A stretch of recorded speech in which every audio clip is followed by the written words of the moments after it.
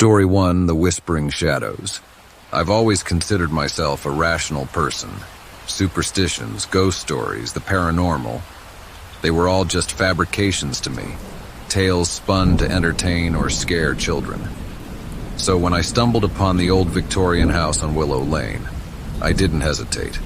The locals whispered about it, called it the Whispering Manor, and warned me to stay away. But the price was too good, and I needed a place to start anew after the breakup and losing my job. The house was a relic from another time, standing tall yet forlorn amidst overgrown weeds and gnarled trees. Its windows were dark eyes, and the front door seemed to groan under its own weight. As I turned the rusted key and stepped inside, a chill ran down my spine. The air was thick with the scent of dust and something else I couldn't quite place. Decay, perhaps. The first night was unsettling.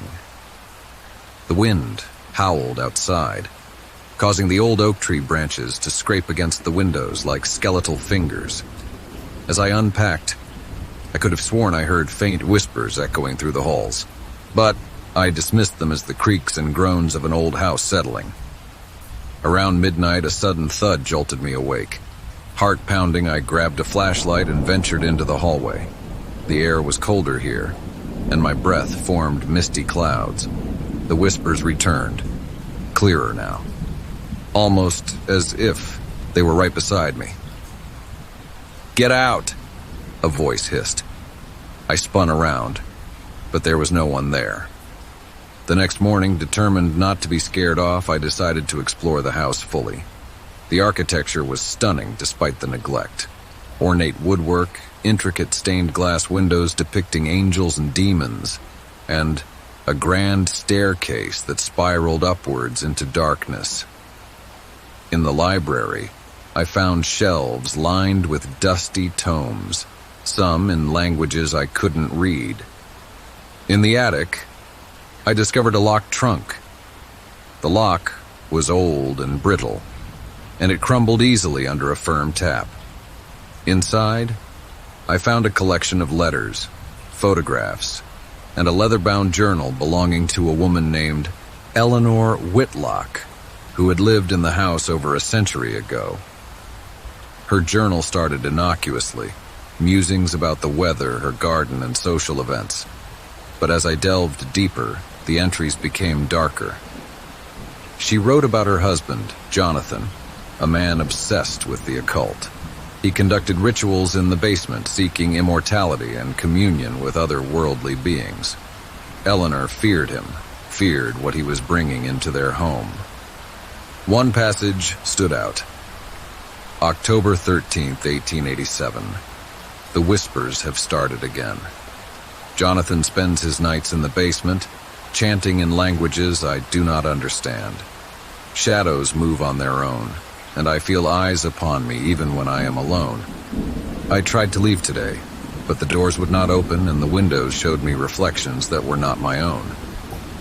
As I read, a sense of dread settled over me. Could this explain the whispers I heard? I shook off the thought. It was just a story, the ramblings of a woman descending into madness. That night the house was restless. The whispers returned, louder and more insistent. "Leave this place," they demanded. My bedroom door creaked open, and a cold breeze swept in, extinguishing the candles. In the darkness I saw a figure, a tall man with hollow eyes and a sinister smile. "You shouldn't have come here," he growled. I stumbled back, grabbing my flashlight, but when I shone it towards him, he vanished. Panic surged through me. Was I dreaming? Hallucinating? I decided to leave the house, even if it was the middle of the night. But when I reached the front door, it wouldn't budge. The windows were sealed shut and my phone had no signal. Trapped, I retreated to the library, hoping to find something, anything, that could help me. I pulled out Eleanor's journal again, frantically searching for clues. Near the end, she wrote about a locket Jonathan had given her, A talisman, he said would protect her. But she believed it was the source of the darkness consuming the house. November 2nd, 1887. The locket burns against my skin. I hear their voices. The shadows beckon me. Jonathan says I must embrace them, but I cannot. Tonight I will hide the locket and pray that it severs the connection. If anyone finds this, please destroy the locket and set us free. My mind raced. If the locket was the key, I had to find it. But where would she have hidden it?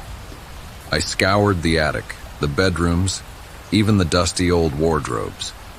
Hours passed, and the whispers grew louder, more agitated.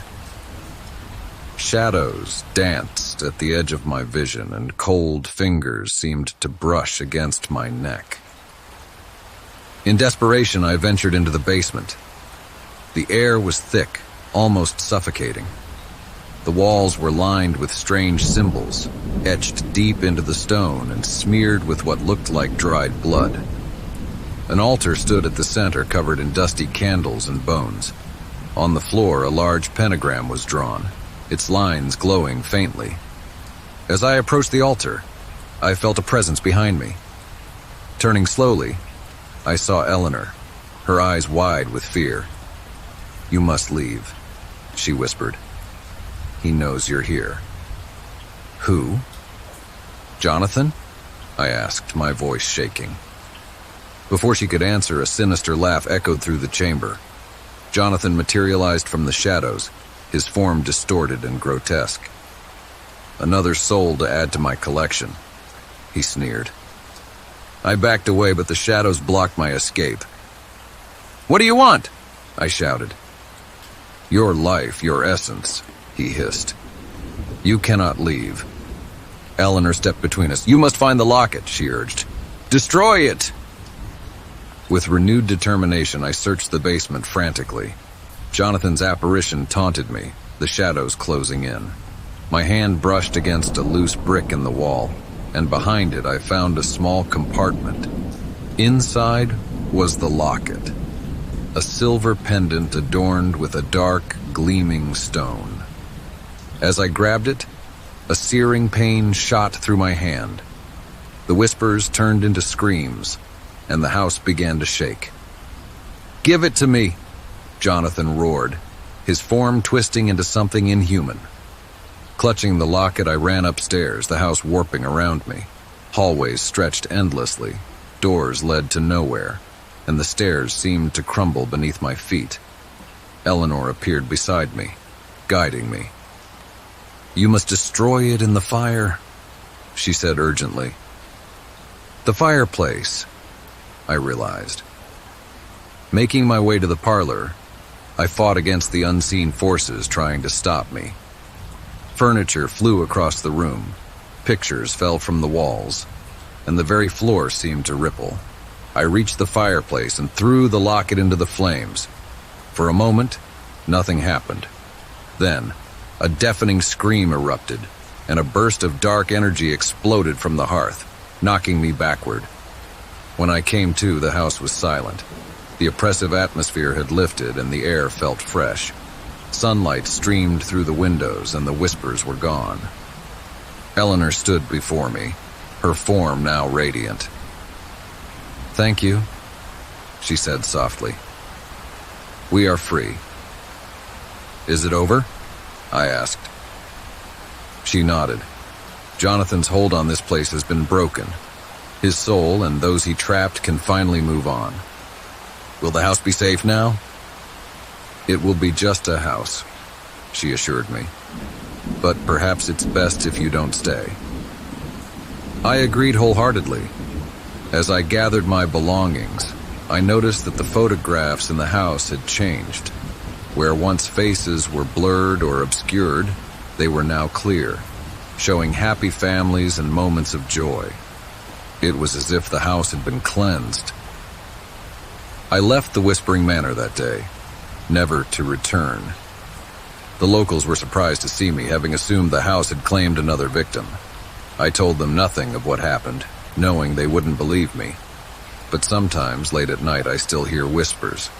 Not the sinister ones from the manor, but gentle ones, like a thank you carried on the wind. And I know that somewhere, Eleanor and the others are at peace. Story 2, The Forgotten Asylum. I never imagined that a spontaneous road trip would lead me to the most terrifying experience of my life. It all started when I decided to take a detour off the main highway to explore the rural back roads of a state I'd never visited before. The rolling hills and dense forests were a refreshing change from the monotonous stretch of asphalt I'd been driving on all day. As dusk approached, my car's engine began to sputter. The gas gauge hovered just above empty, and there wasn't a gas station in sight. The GPS signal was weak, but it indicated a small town a few miles ahead. Relieved, I pressed on, but a sudden downpour turned the dirt road into a muddy trap. My car slid and came to a halt, tires spinning uselessly. Great. Stranded in the middle of nowhere during a storm. I grabbed my backpack, pulled on my jacket, and decided to find shelter until the weather cleared. That's when I saw it. A silhouette of a massive building looming in the distance, partially obscured by the rain and darkness. As I trudged closer, the structure became clearer. It was an old abandoned asylum, its Gothic architecture standing out ominously against the stormy sky. The sign at the entrance was barely legible, but read, Ravenswood Asylum. The iron gates were open, hanging off their hinges as if inviting me in. Every instinct told me to turn back, but the cold rain and the prospect of spending the night in my car pushed me forward. I convinced myself that inside I'd find a dry corner to wait out the storm. I approached the grand wooden doors, their paint peeling and handles rusted. With a deep breath, I pushed them open. The interior was vast and echoing, lit sporadically by flashes of lightning seeping through cracked windows. The foyer was adorned with decaying chandeliers and a grand staircase that split into two directions on the second floor. The air was thick with the scent of mildew and something metallic, like old blood. I shook off the unease and settled on a bench near the entrance. As I tried to warm myself, I heard faint footsteps above me. "Hello?" I called out, but only the echoes of my own voice responded. Probably just the building settling, I thought. The storm intensified and the howling wind sounded eerily like whispers. I decided to explore, hoping to find something useful. A map, a phone, maybe even a working radio.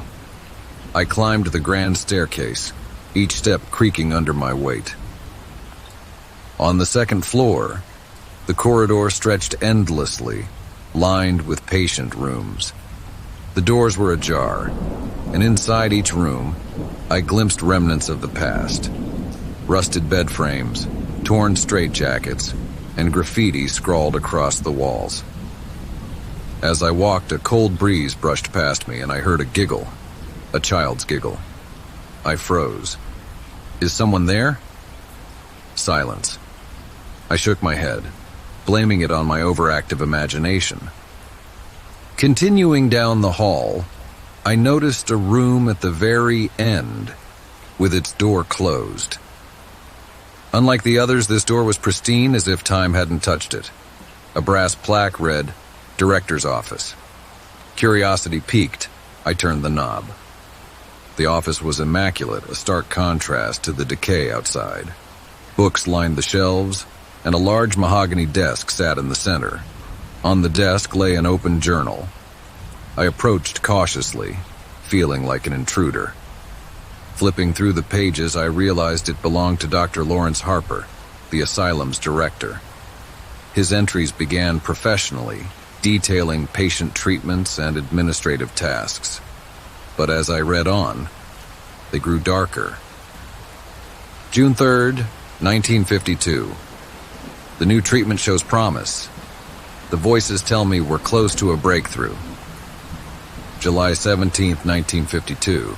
Subject 12 didn't survive the procedure, no matter. Progress requires sacrifice. My heart pounded. What was he doing to the patients? Suddenly the door slammed shut behind me. I jumped, dropping the journal. The lights flickered and the temperature plummeted. My breath formed clouds in the air. "You're not supposed to be here?" A whisper echoed. I spun around. "Who's there?" No response, and the shadows in the corners of the room seemed to grow, stretching toward me. Panic set in. I grabbed the journal and bolted for the door, yanking it open.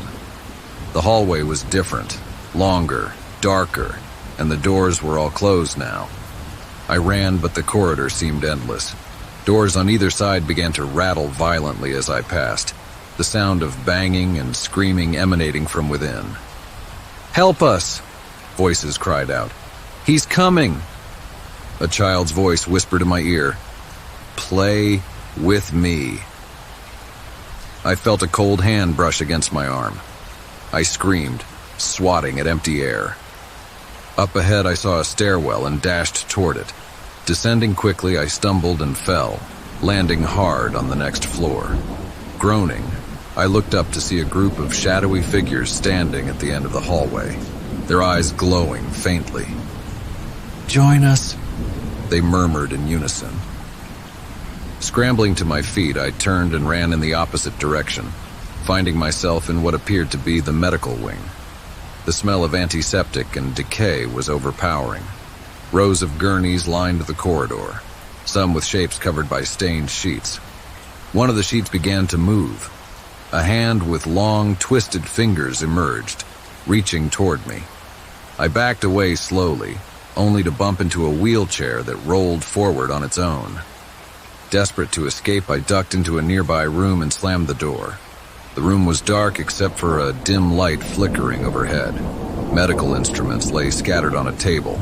Scalpels, syringes, and devices I couldn't identify. On the wall, x-rays and anatomical sketches were pinned haphazardly. Among them was a photograph of Dr. Harper. His eyes seemed to follow me. A sinister smile etched on his face.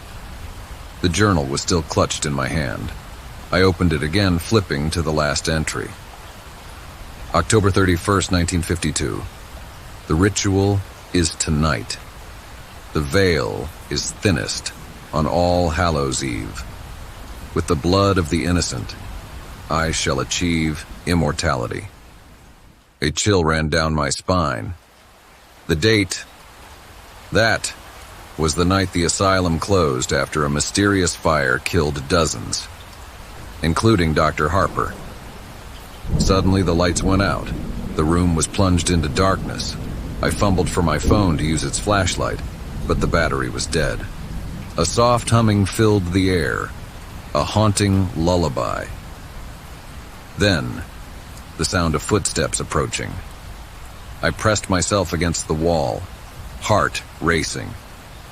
The door creaked open and a figure stepped inside. A nurse in an old-fashioned uniform, her head bowed. She lifted her face to reveal hollow eye sockets, black tears streaming down her cheeks. "He sees you," she whispered. I bolted past her back into the hallway. The asylum was transforming. The walls pulsated as if alive, and the floor felt like it was shifting beneath me. Voices echoed all around. "You can't leave. He won't let you." I remembered the journal mentioning a ritual room in the basement. Perhaps if I could find it, I could put an end to this nightmare. Navigating the labyrinthine corridors, I found a staircase leading down. The steps were slick with moisture, and the air grew thick with a foul odor. Reaching the basement, I entered a large chamber. Symbols were painted on the walls in dark, dried blood. At the center was an altar, and behind it stood Dr. Harper, just as he appeared in the photograph. "You've brought it to me?" he said, his voice echoing unnaturally. "Brought what?" I asked, trembling. He pointed to the journal. "My work must continue. You will be my new vessel." And then I glanced at the journal, realizing it was more than just a book. It was a conduit for his spirit. "Join me," he commanded, extending his hand. "No!" I yelled, hurling the journal onto the altar. "You won't trap me here." He laughed coldly. You have no choice. Desperate, I grabbed a lantern hanging on the wall and smashed it onto the altar. Flames erupted, quickly spreading across the room. Dr. Harper's face twisted in rage. "Fool!" he screamed. "You cannot destroy me." The fire intensified, the heat scorching. The spirits of the patients began to appear, surrounding Dr. Harper. "We will not suffer anymore," they chanted. He writhed as their hands reached out, pulling him toward the flames. "This isn't over," he shrieked. "Time to go!" A voice whispered in my ear. It was the child's voice from before. An ethereal hand guided me toward a hidden passage. I stumbled through a narrow tunnel, the sounds of the inferno and Dr. Harper's screams fading behind me. Emerging outside, I gasped for fresh air. The storm had passed, and the first light of dawn painted the sky. Behind me, the asylum was engulfed in flames, collapsing in on itself. Exhausted and shaken, I made my way back to the road. Miraculously, a truck was approaching. I flagged it down and the driver pulled over. "Good Lord, are you okay?" he asked, eyes wide with concern. I think so," I replied, climbing into the passenger seat. As we drove away, he glanced back at the burning ruins. "Haven't seen anyone near Ravenswood in years. Place gives me the creeps." "Me too," I muttered.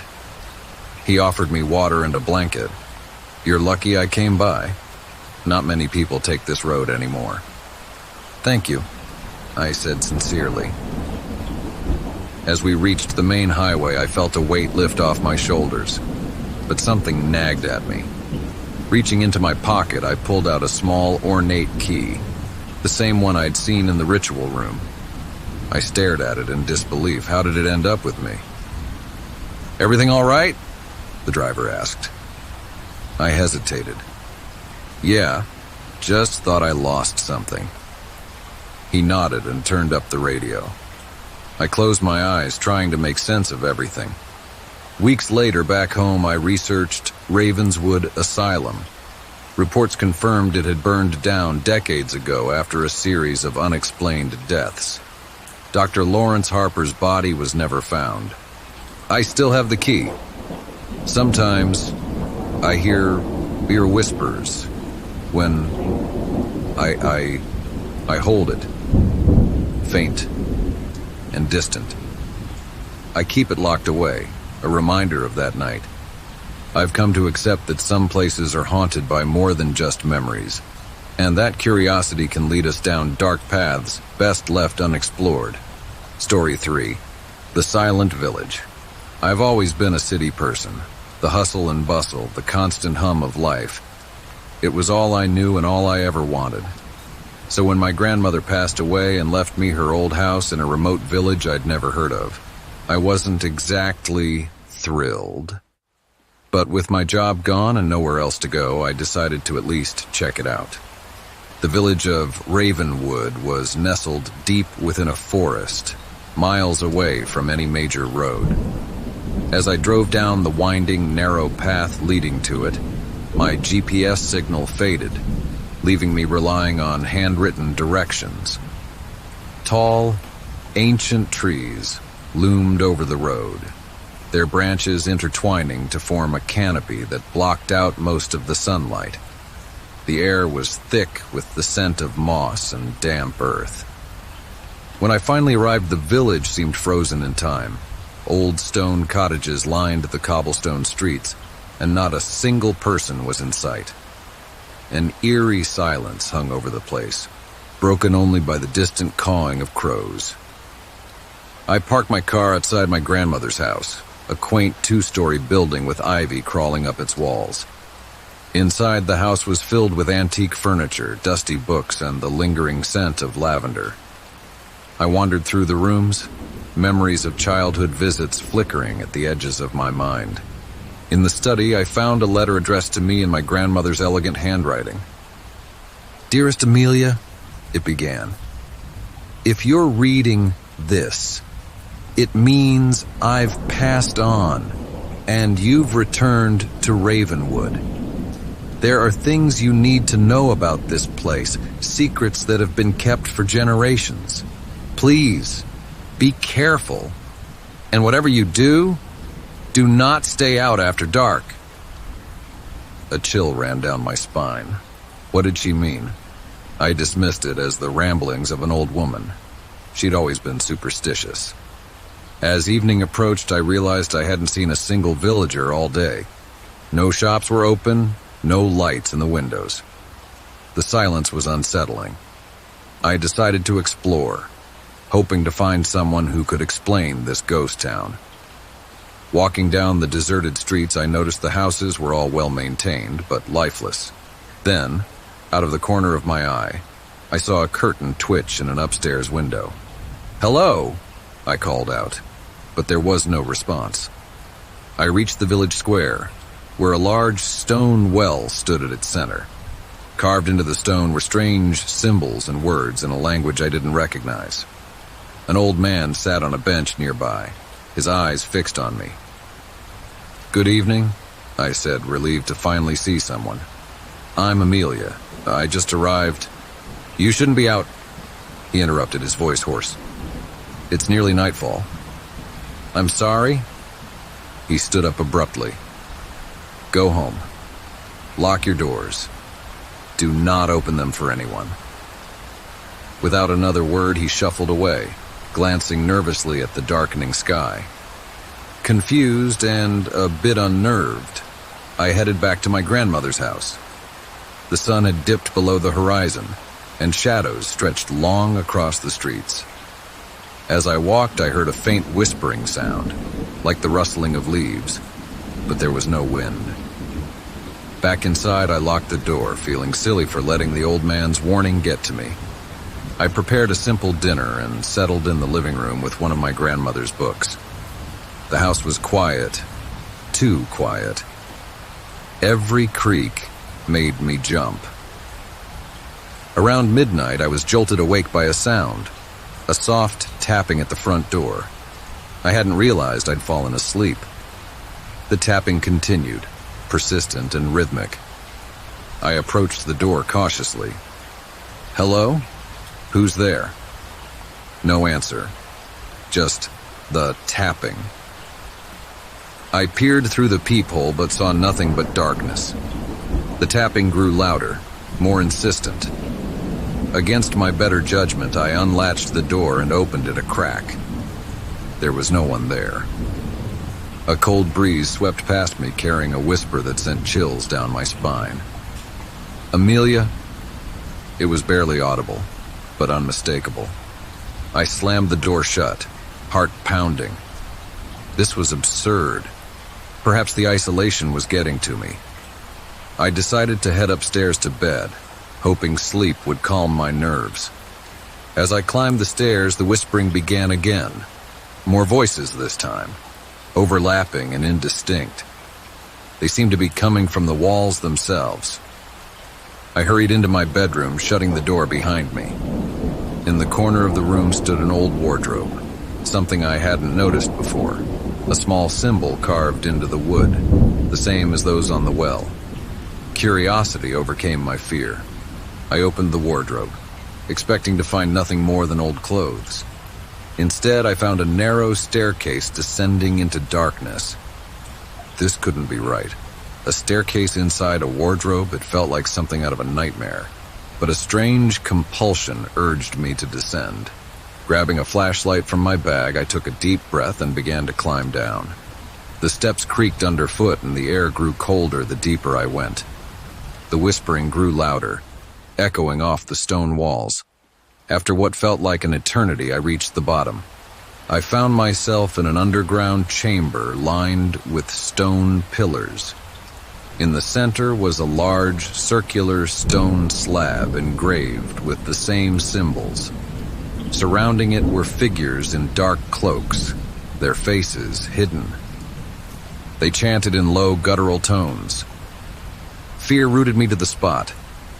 One of the figures looked up, and though I couldn't see their eyes, I felt their gaze pierce through me. "She is here," the figure said, voice echoing. The others turned toward me. Panic surged, and I stumbled backward, dropping the flashlight. Darkness swallowed the chamber, and the whispers turned to wails. I scrambled back up the stairs, my hand slipping on the damp stone. Behind me, I could hear footsteps, slow and deliberate. Reaching the top, I slammed the wardrobe door shut and pushed a heavy dresser in front of it. My mind raced. What was happening? Who were those people? A loud thud came from behind the wardrobe door, then another. They were trying to get out. I grabbed my phone, desperately hoping for a signal. Miraculously, one bar appeared. I dialed the only number I could think of, the local police station number I'd seen on a brochure. An operator answered. Ravenwood Constabulary, what is your emergency? Please, you have to help me. There are people in my house trying to get in. A pause. Are you in Amelia's house? What? Yes, I'm Amelia. The voice sighed. You were warned not to stay out after dark. What are you talking about? Please send someone. We cannot help you. No one can. The line went dead. I stared at the phone in disbelief. The pounding on the wardrobe door grew louder.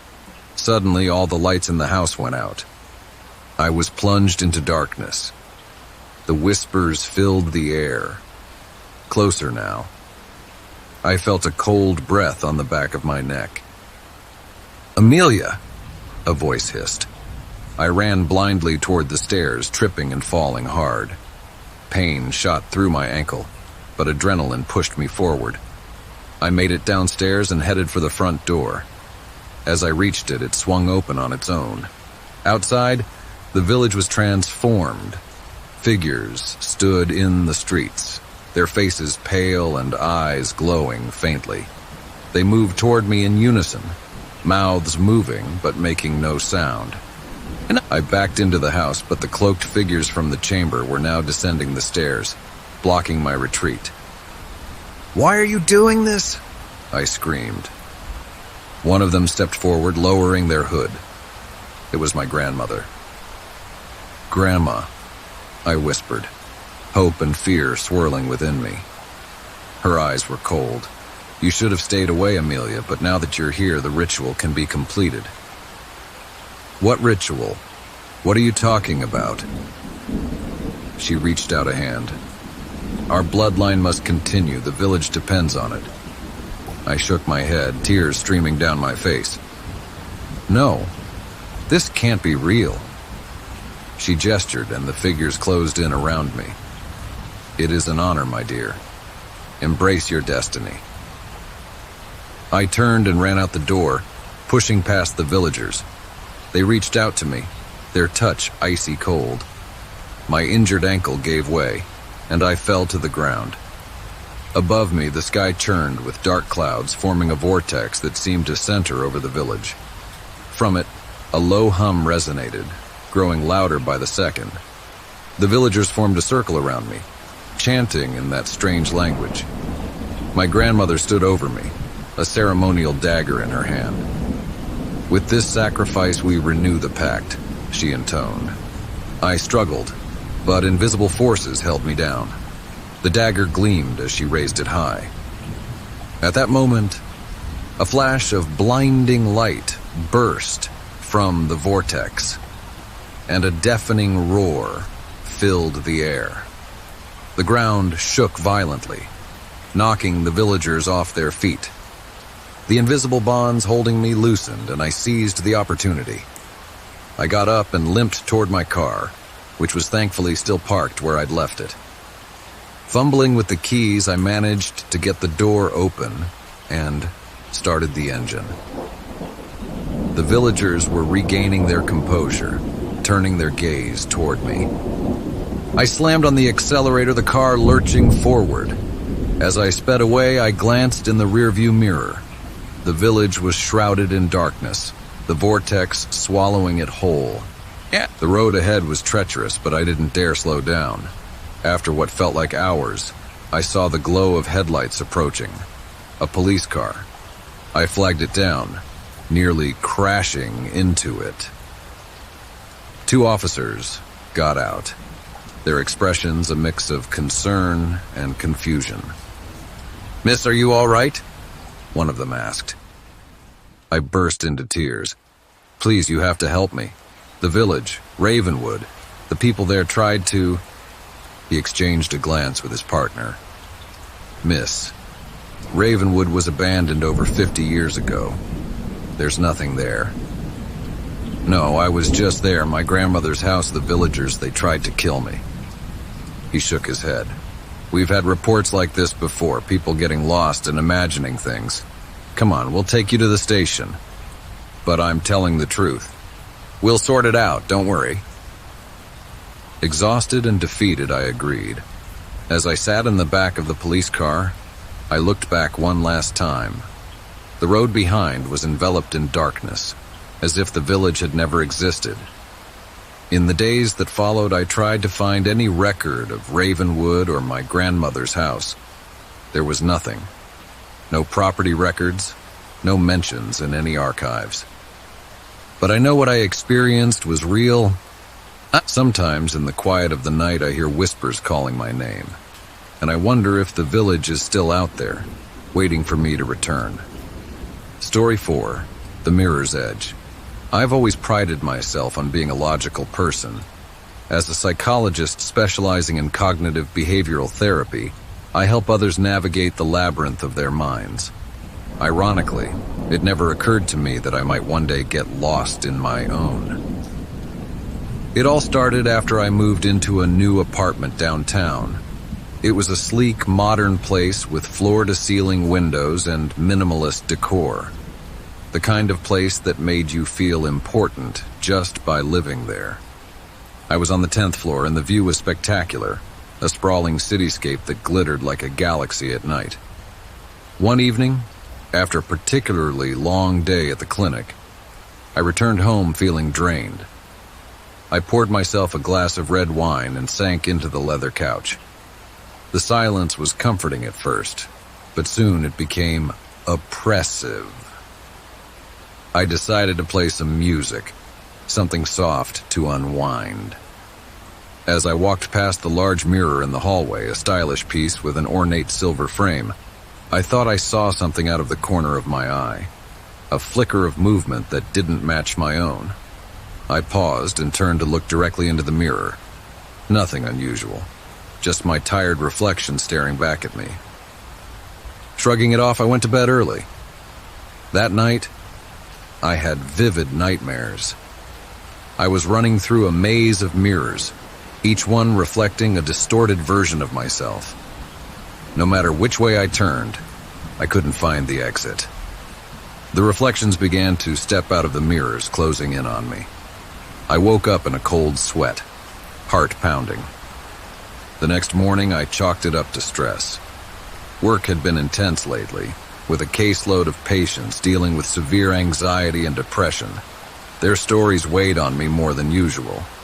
I decided to take a day off to recharge. I spent the afternoon organizing my bookshelves, alphabetizing titles, and adjusting ornaments.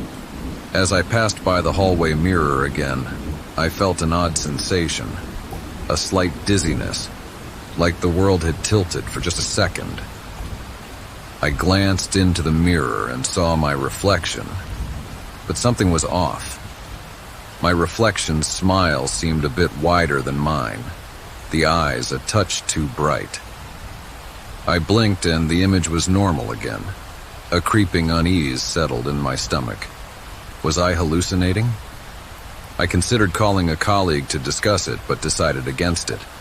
Psychologists aren't supposed to need psychologists, right? Over the next few days, the incidents escalated. Objects in my apartment seemed to move on their own. A book left on the coffee table would appear on the kitchen counter. The television would turn on by itself, always to a static-filled channel. And the mirror. The mirror became a source of dread. One evening, as I was brushing my teeth, I caught my reflection staring at me when my head was turned. I froze, toothpaste dripping from my mouth, and slowly turned back to face the mirror. My reflection stood still, matching my movements perfectly. I leaned in closer, searching my own eyes for any sign of madness. "You're just tired," I whispered to myself. "Am I?" My reflection mouthed back, but no sound came out. I stumbled backward, nearly slipping on the tiled floor. This couldn't be happening. Was I losing my mind? I decided to cover the mirror with a sheet. Out of sight, out of mind. But that night, the nightmares returned, worse than before. I was trapped in that maze again, but this time I wasn't. Alone. Shadows lurked behind the mirrors, whispering my name, their voices a cacophony of malice. When I woke up, I knew I needed help. I reached out to Dr. Mitchell, a trusted mentor from my university days. We scheduled a session for the following afternoon. As I prepared to leave for his office, I noticed the sheet over the mirror had fallen to the floor. The mirror was exposed, and on its surface, written in what looked like condensation, was a single word: "Stay." A chill ran down my spine. I grabbed my keys and left the apartment, deciding I could deal with this later. During my session with Dr. Mitchell, I recounted everything: the hallucinations, the nightmares, the mirror. He listened thoughtfully, taking notes. "Stress can manifest in many ways," he said gently. "Have you been sleeping well?" "Not at all," I admitted. He suggested some relaxation techniques and prescribed a mild sedative to help me sleep. I left his office feeling somewhat reassured. When I returned home, I found my apartment in disarray. Books were strewn across the floor, cabinets were open, and picture frames lay shattered. It looked like a break-in, but nothing appeared to be missing. I called the police, and they conducted a thorough investigation. No signs of forced entry. The security cameras in the building showed no one entering my apartment but me. The officer gave me a sympathetic look. "Maybe you left the door unlocked and some kids played a prank," he offered. I knew that wasn't the case. After they left, I began cleaning up. As I picked up a fallen photo, I caught sight of the mirror again. This time, my reflection was grinning, a wide, unnatural smile that stretched too far across the face. I refused to look away. "What do you want?" I demanded, my voice shaking. My reflection tilted its head, the grin never faltering. Then, it raised a finger to its lips in a shushing gesture. Slowly, deliberately, it turned and walked away, disappearing out of the mirror's frame, leaving me staring at an empty hallway reflected back at me. I felt a wave of vertigo, and the room spun. This couldn't be real. I approached the mirror cautiously. Reaching out a trembling hand, I touched the surface. It was cold, solid glass. But then, a hand shot out from the empty space within the mirror, grabbing my wrist with an icy grip. I screamed, trying to pull away, but the hand held tight. My reflection reappeared, leaning back into view. It looked directly into my eyes and spoke aloud, its voice a distorted echo of my own. "It's time to switch," it said. With a violent yank, it pulled me toward the mirror. I felt myself pass through the glass as if it were liquid. On the other side, everything was reversed. The apartment was the mirror image of mine, but devoid of color, life, or warmth. My reflection, now free, smoothed its clothes and smiled at me from the other side of the glass. I banged on the mirror, but no sound came. I was trapped. "Enjoy your new home," it said, turning its back and walking away. Panic consumed me. I pounded on the mirror until my hands were bruised, but it was useless. Exhausted, I sank to the floor. That's when I heard footsteps behind me. Turning around, I saw shadowy figures emerging from the darkness, distorted versions of people I knew, patients, colleagues, friends. Their eyes were hollow, and their mouths twisted into agonized expressions. They surrounded me, whispering accusations. "You failed us. You let us suffer. Now you'll know our pain." I covered my ears, but the whispers grew louder, drilling into my mind. The shadows closed in, their cold fingers reaching out to touch me. Desperate, I ran. Every door led back into the same room. Every hallway looped back to the starting point. It was an endless maze. In the midst of the chaos, a thought pierced through. This was a construct of my mind. If I created it, perhaps I could control it. I stopped running and faced the shadows. "You're not real!" I shouted. "This isn't real!" The figures hesitated, their forms flickering. Seizing the moment, I closed my eyes and concentrated, imagining the mirror opening for me, allowing me to return. I felt a shift in the air. When I opened my eyes, the mirror stood before me, a doorway back into my apartment. Without hesitation, I stepped through. I stumbled and fell onto the hardwood floor. The familiar warmth of my apartment enveloped me. I was back.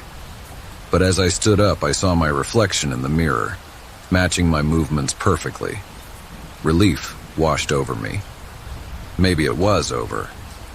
Over the next few days, everything returned to normal. The mirror behaved as any ordinary mirror should. No strange reflections, no whispers, no nightmares. I began to believe that it had all been a stress-induced hallucination. One morning, as I was getting ready for work, I glanced at the mirror and smiled at my reflection. It smiled back naturally, but just as I turned away, I thought I saw it wink at me. I whipped my head back, but everything seemed normal. Shaking off the unease, I headed to the clinic. My first patient was waiting, a new appointment not listed on my schedule. A woman sat in the chair, her back to me. "Hello, I'm Dr. Evans," I began. "How can I help you today?" She turned to face me, and I felt the blood drain from my face. It was me, my own face staring back at me, but with that same unsettling grin. "Are you ready to begin?" she asked. I stumbled backward. "This isn't possible." She stood up, her eyes locking onto mine. "You can't escape me. We're bound together." I bolted out of the room, racing down the hallway. The clinic was empty, the halls stretching endlessly. Doors led to identical rooms, each one containing some distorted version of myself. I was back in the maze. A voice echoed all around me, my voice but layered with malice. "You thought you could suppress me? I'm the part of you that you hide, the guilt, the fear, the anger. You can't run from yourself." Realization hit me like a cold wave. This wasn't an external force. It was me. All the emotions and stresses I'd ignored and buried were manifesting, consuming me from the inside. I stopped running. Taking a deep breath, I closed my eyes. "I accept you," I said aloud. "I acknowledge these feelings." The echoing voice softened. The oppressive atmosphere lightened. When I opened my eyes, I was standing in my office, the real one. The usual bustle of the clinic hummed around me. "Dr. Evans," my assistant poked her head in. "Your next patient is here." I nodded, still shaken. "Thank you, Lisa." As the day went on, I felt a newfound clarity. I realized that I couldn't continue to neglect my own mental health. That evening, I made an appointment with Dr. Mitchell, not as a colleague, but as a patient. Before leaving the office, I caught my reflection in a small mirror on my desk. My eyes met my own, and for the first time in a while, I felt at peace. But just as I turned away, I heard a faint whisper. Until next time. I smiled softly. Not if I can help it, I murmured. Story 5. The Vanishing Room. I moved into the old apartment building on Maple Street because the rent was cheap and it was close to my new job. The brick exterior and vintage charm appealed to me, and I didn't mind that the elevator was perpetually out of order, or that the hallways smelled vaguely of mildew. It was a place to start fresh after the chaos of the past year. My unit was on the 5th floor, a small one-bedroom apartment with creaky wooden floors and a view of the alley. The previous tenant had left in a hurry, according to the landlord, but I didn't think much of it. People come and go in the city all the time. The first few nights were uneventful. I spent my evenings unpacking boxes, arranging furniture, and trying to make the space feel like home. One night, as I was organizing books on the shelf, I noticed a door at the end of the hallway that I hadn't seen before. It was odd. I could have sworn there were only 3 doors: the bedroom, the bathroom, and the closet. But there it was, a 4th door, slightly ajar. Curious, I approached it and peered inside. The room was small, barely more than a walk-in closet, and empty except for a single chair in the center. The walls were painted a deep red, and the air inside was noticeably colder. A shiver ran down my spine. I closed the door, thinking perhaps I'd just overlooked it before. But as I returned to the living room, unease settled in. The floor plan hadn't shown a 4th room. I retrieved the blueprint from a pile of papers and confirmed my suspicion. There were only supposed to be 3 rooms. The next day I asked the landlord about it. He looked at me with a puzzled expression. There are only 3 doors in that unit, he insisted. When I mentioned the 4th door, he shrugged it off. Old buildings have quirks, he said. Probably just a storage space. That evening, the door was gone. I stood in the hallway staring at a blank wall where the door had been the night before. I ran my hands over the surface, searching for seams or any sign that it had ever been there. Nothing. My mind raced. Was I losing it? Maybe I was just tired. I decided to forget about it and went to bed early. Around 2 a.m., I awoke to a faint humming noise. It was low and rhythmic, almost like a distant chant. I followed the sound to the hallway, and there it was. The door had returned. This time it was fully open. The room beyond seemed deeper than before, stretching into darkness. The humming grew louder, resonating from within. Against all better judgment, I stepped inside. As soon as I crossed the threshold, the door slammed shut behind me. Panic surged through me. I fumbled for the doorknob, but there was none. Just a smooth, cold surface.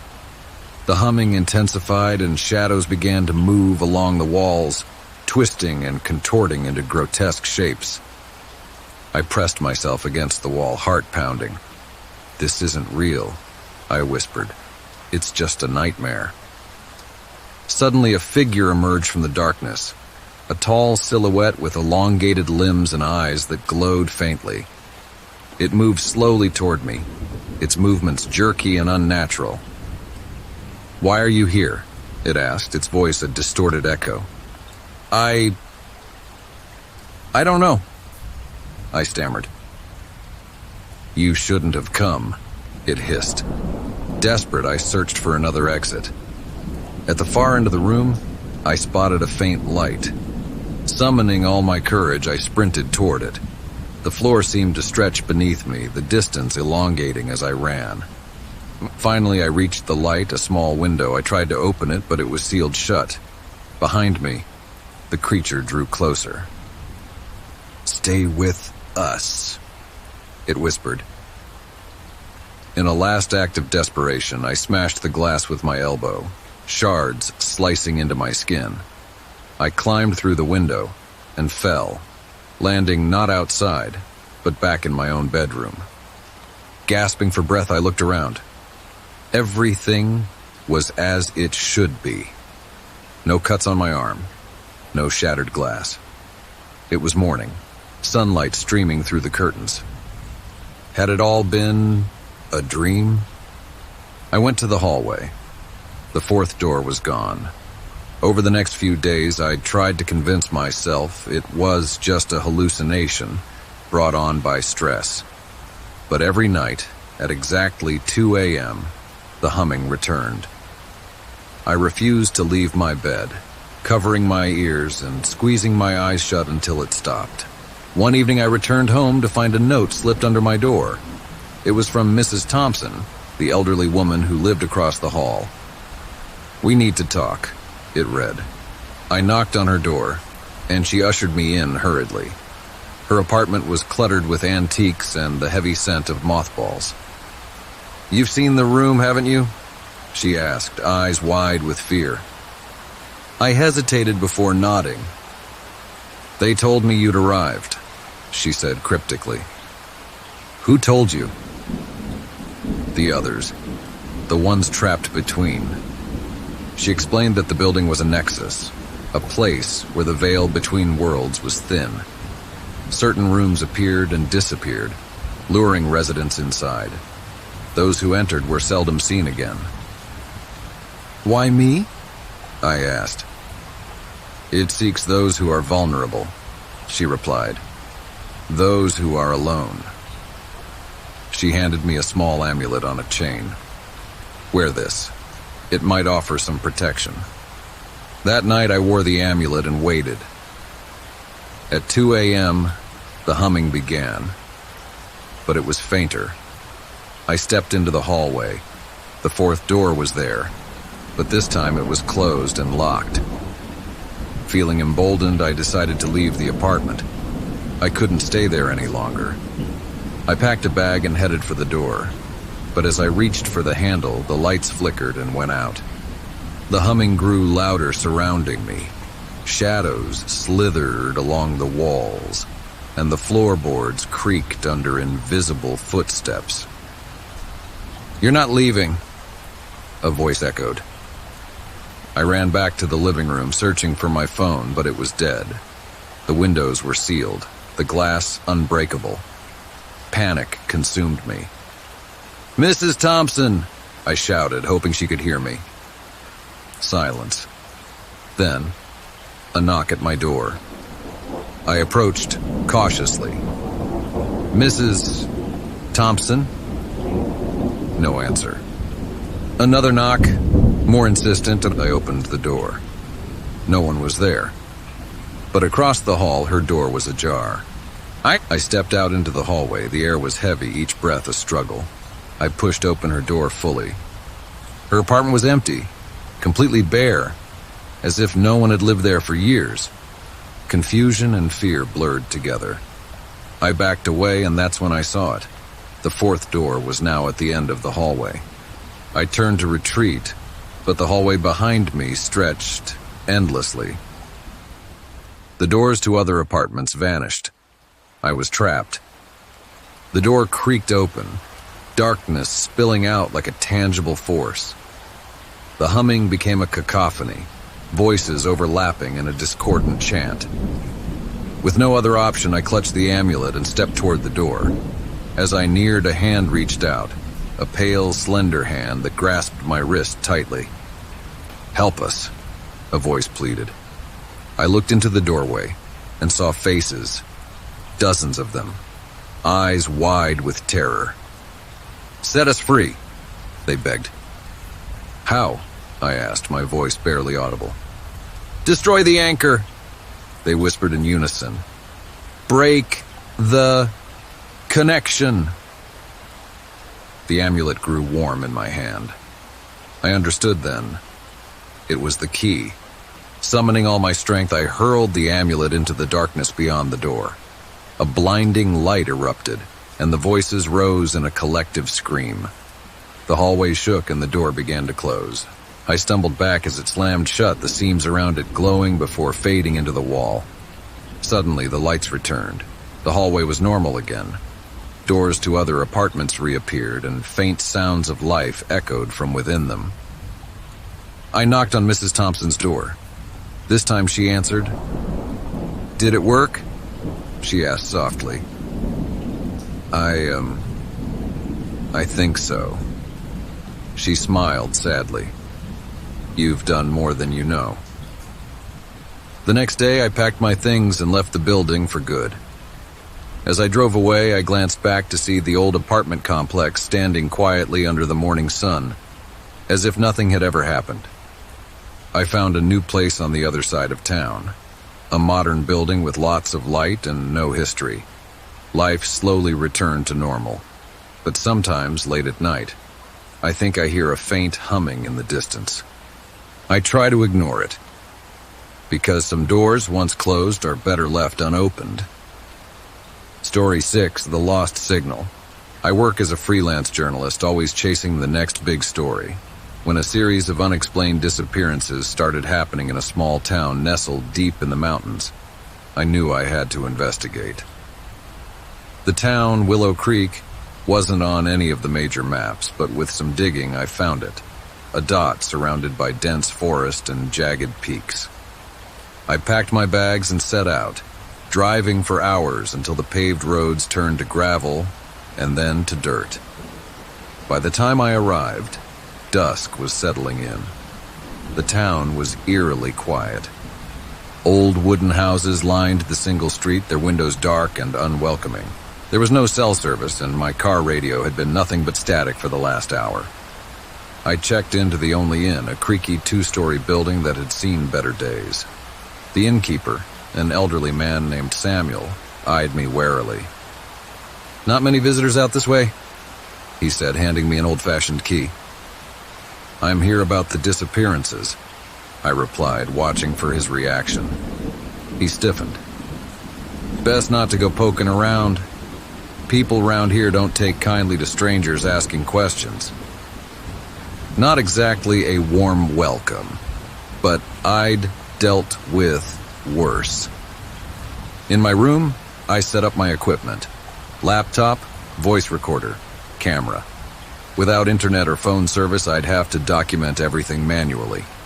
That night, I decided to explore the town.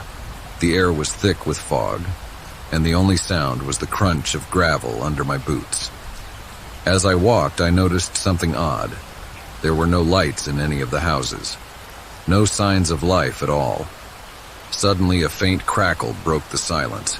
I realized it was coming from my pocket. My voice recorder had turned on by itself. I pulled it out and listened. Amidst the static, a whispering voice said, "Leave before it's too late."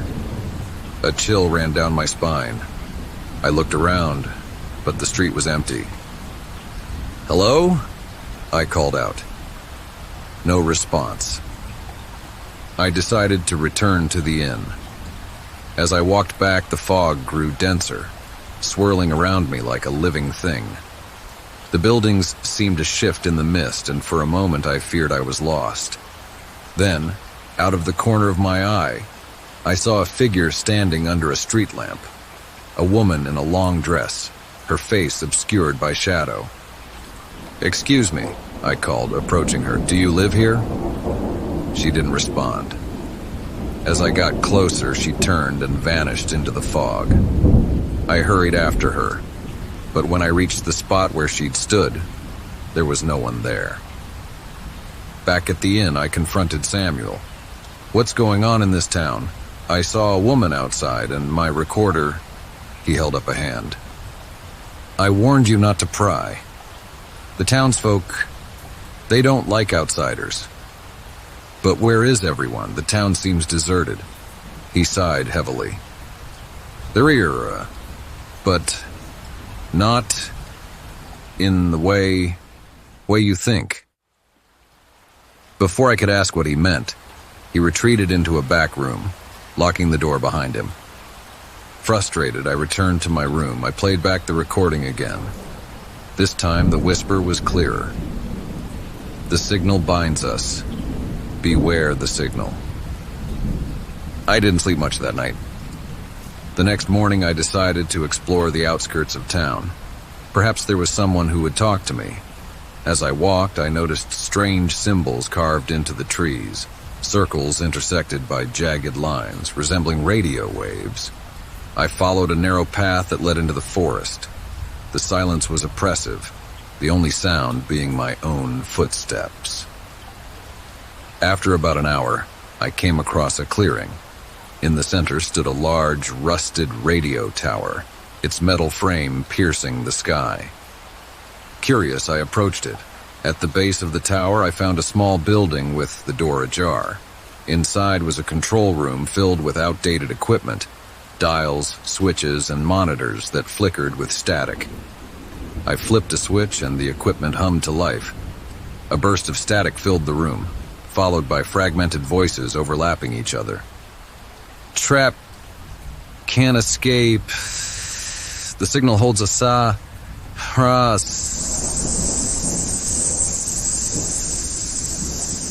My heart raced. Were these the voices of the missing people? Suddenly, the door slammed shut.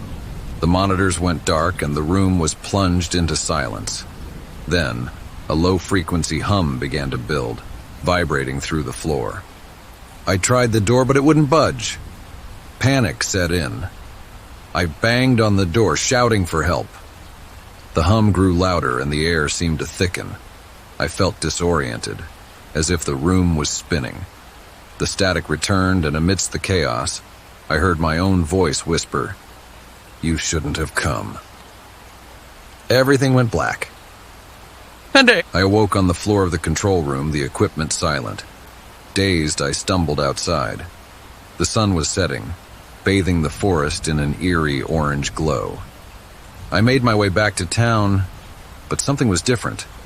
The buildings were in ruins, overgrown with vines and moss. It looked as if they had been abandoned for decades. I reached the spot where the inn had been. Only a crumbling foundation remained. Confusion and fear tightened around me like a vice.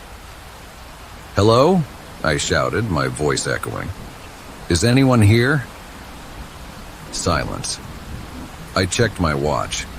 It had stopped at the exact time I'd entered the tower. My phone was dead, and my compass spun uselessly. Desperate, I retraced my steps back to the tower, but the path seemed unfamiliar. The forest closed in around me, the trees twisting into unnatural shapes. Night fell quickly, and I was engulfed in darkness. Without any light, I was forced to feel my way through the trees. The hum returned, faint at first, then growing louder. In the distance, I saw a dim light, flickering. Hope surged through me. I followed it, stumbling over roots and rocks. I emerged into another clearing, but instead of the tower, I found a circle of people standing silently. They were the townsfolk, their faces blank and eyes glazed. In the center of the circle stood Samuel. "What's happening?" I demanded. "Where am I?" He looked at me with a hint of sadness. "You heard the signal. Now you're part of it." "I don't understand." "The signal binds us all," he said. "We are trapped between moments, echoes in time. You shouldn't have come." I backed away. "There has to be a way out." He shook his head. "Once the signal touches you, there's no escape." The other townspeople began to whisper in unison, their voices blending into the familiar hum. "No," I muttered. "This isn't real." I turned and ran, plunging back into the forest. The whispers followed me, growing louder, distorting into a cacophony of voices. Disoriented, I tripped and fell down a steep slope, hitting my head on a rock. When I opened my eyes, it was morning. I was lying at the edge of the forest, near the road where I'd first driven into town. Relief flooded me. It must have been a nightmare. I stood up, dusting myself off. My car was parked nearby. I hurried over, got in, and turned the key. The engine roared to life. As I drove away, I glanced back in the rearview mirror. The town of Willow Creek was nowhere to be seen, just an endless stretch of trees. I tried to rationalize what had happened. Maybe I'd gotten lost and imagined the whole thing. But then the car radio crackled. Static filled the speakers, followed by a familiar whisper.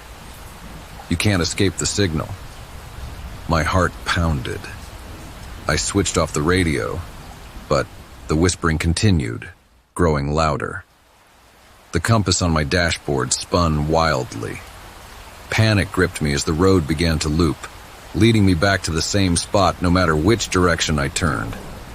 I stopped the car and screamed in frustration. From the forest edge, the townsfolk emerged, watching me silently. Samuel stepped forward. "It's sir. I says sir, said.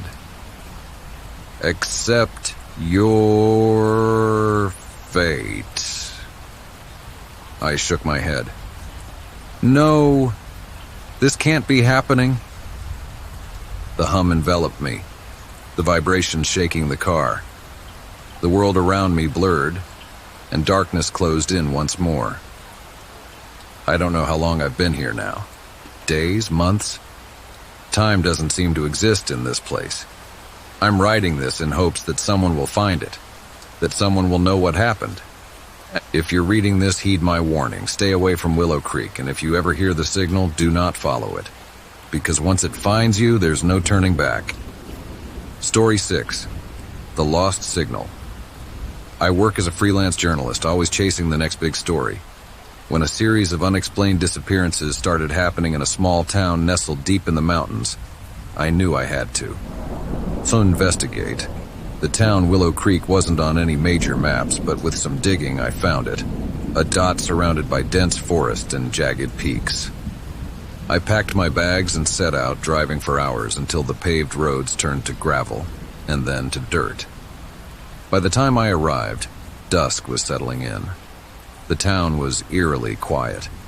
Old wooden houses lined the single street, their windows dark and unwelcoming. There was no cell service, and my car radio had been nothing but static for the last hour. I checked into the only inn, a creaky 2-story building that had seen better days. The innkeeper, an elderly man named Samuel, eyed me warily. "Not many visitors out this way," he said, handing me an old-fashioned key. "I'm here about the disappearances," I replied, watching for his reaction. He stiffened.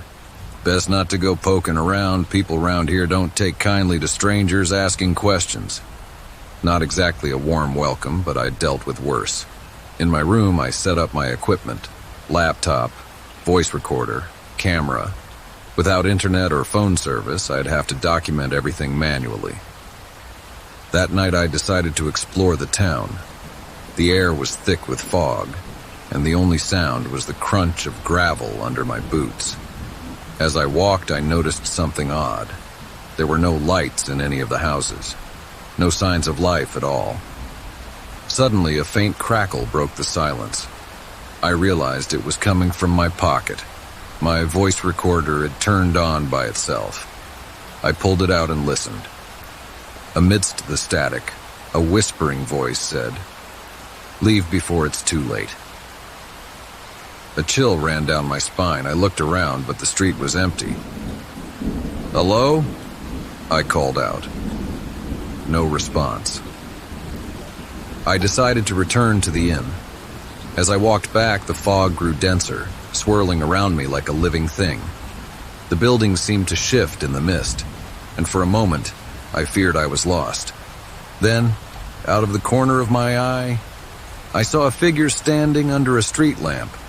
A woman in a long dress, her face obscured by shadow. "Excuse me," I called, approaching her. "Do you live here?" She didn't respond.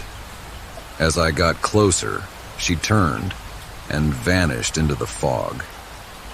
I hurried after her, but when I reached the spot where she'd stood, there was no one there.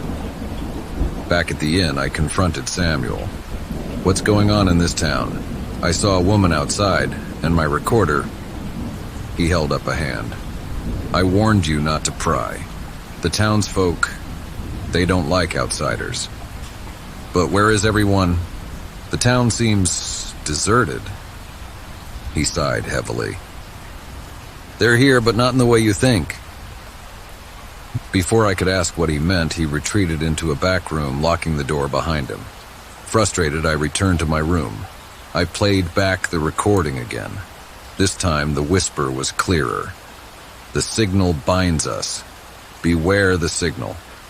I didn't sleep much that night. The next morning, I decided to explore the outskirts of town. Perhaps there was someone who would talk to me. As I walked, I noticed strange symbols carved into the trees.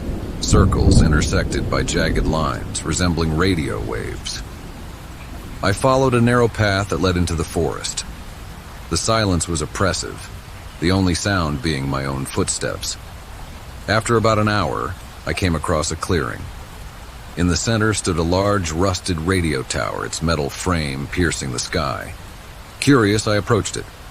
At the base of the tower, I found a small building with the door ajar. Inside was a control room filled with outdated equipment, dials, switches, and monitors that flickered with static. I flipped a switch and the equipment hummed to life. A burst of static filled the room, followed by fragmented voices overlapping each other. Trap. Can't escape.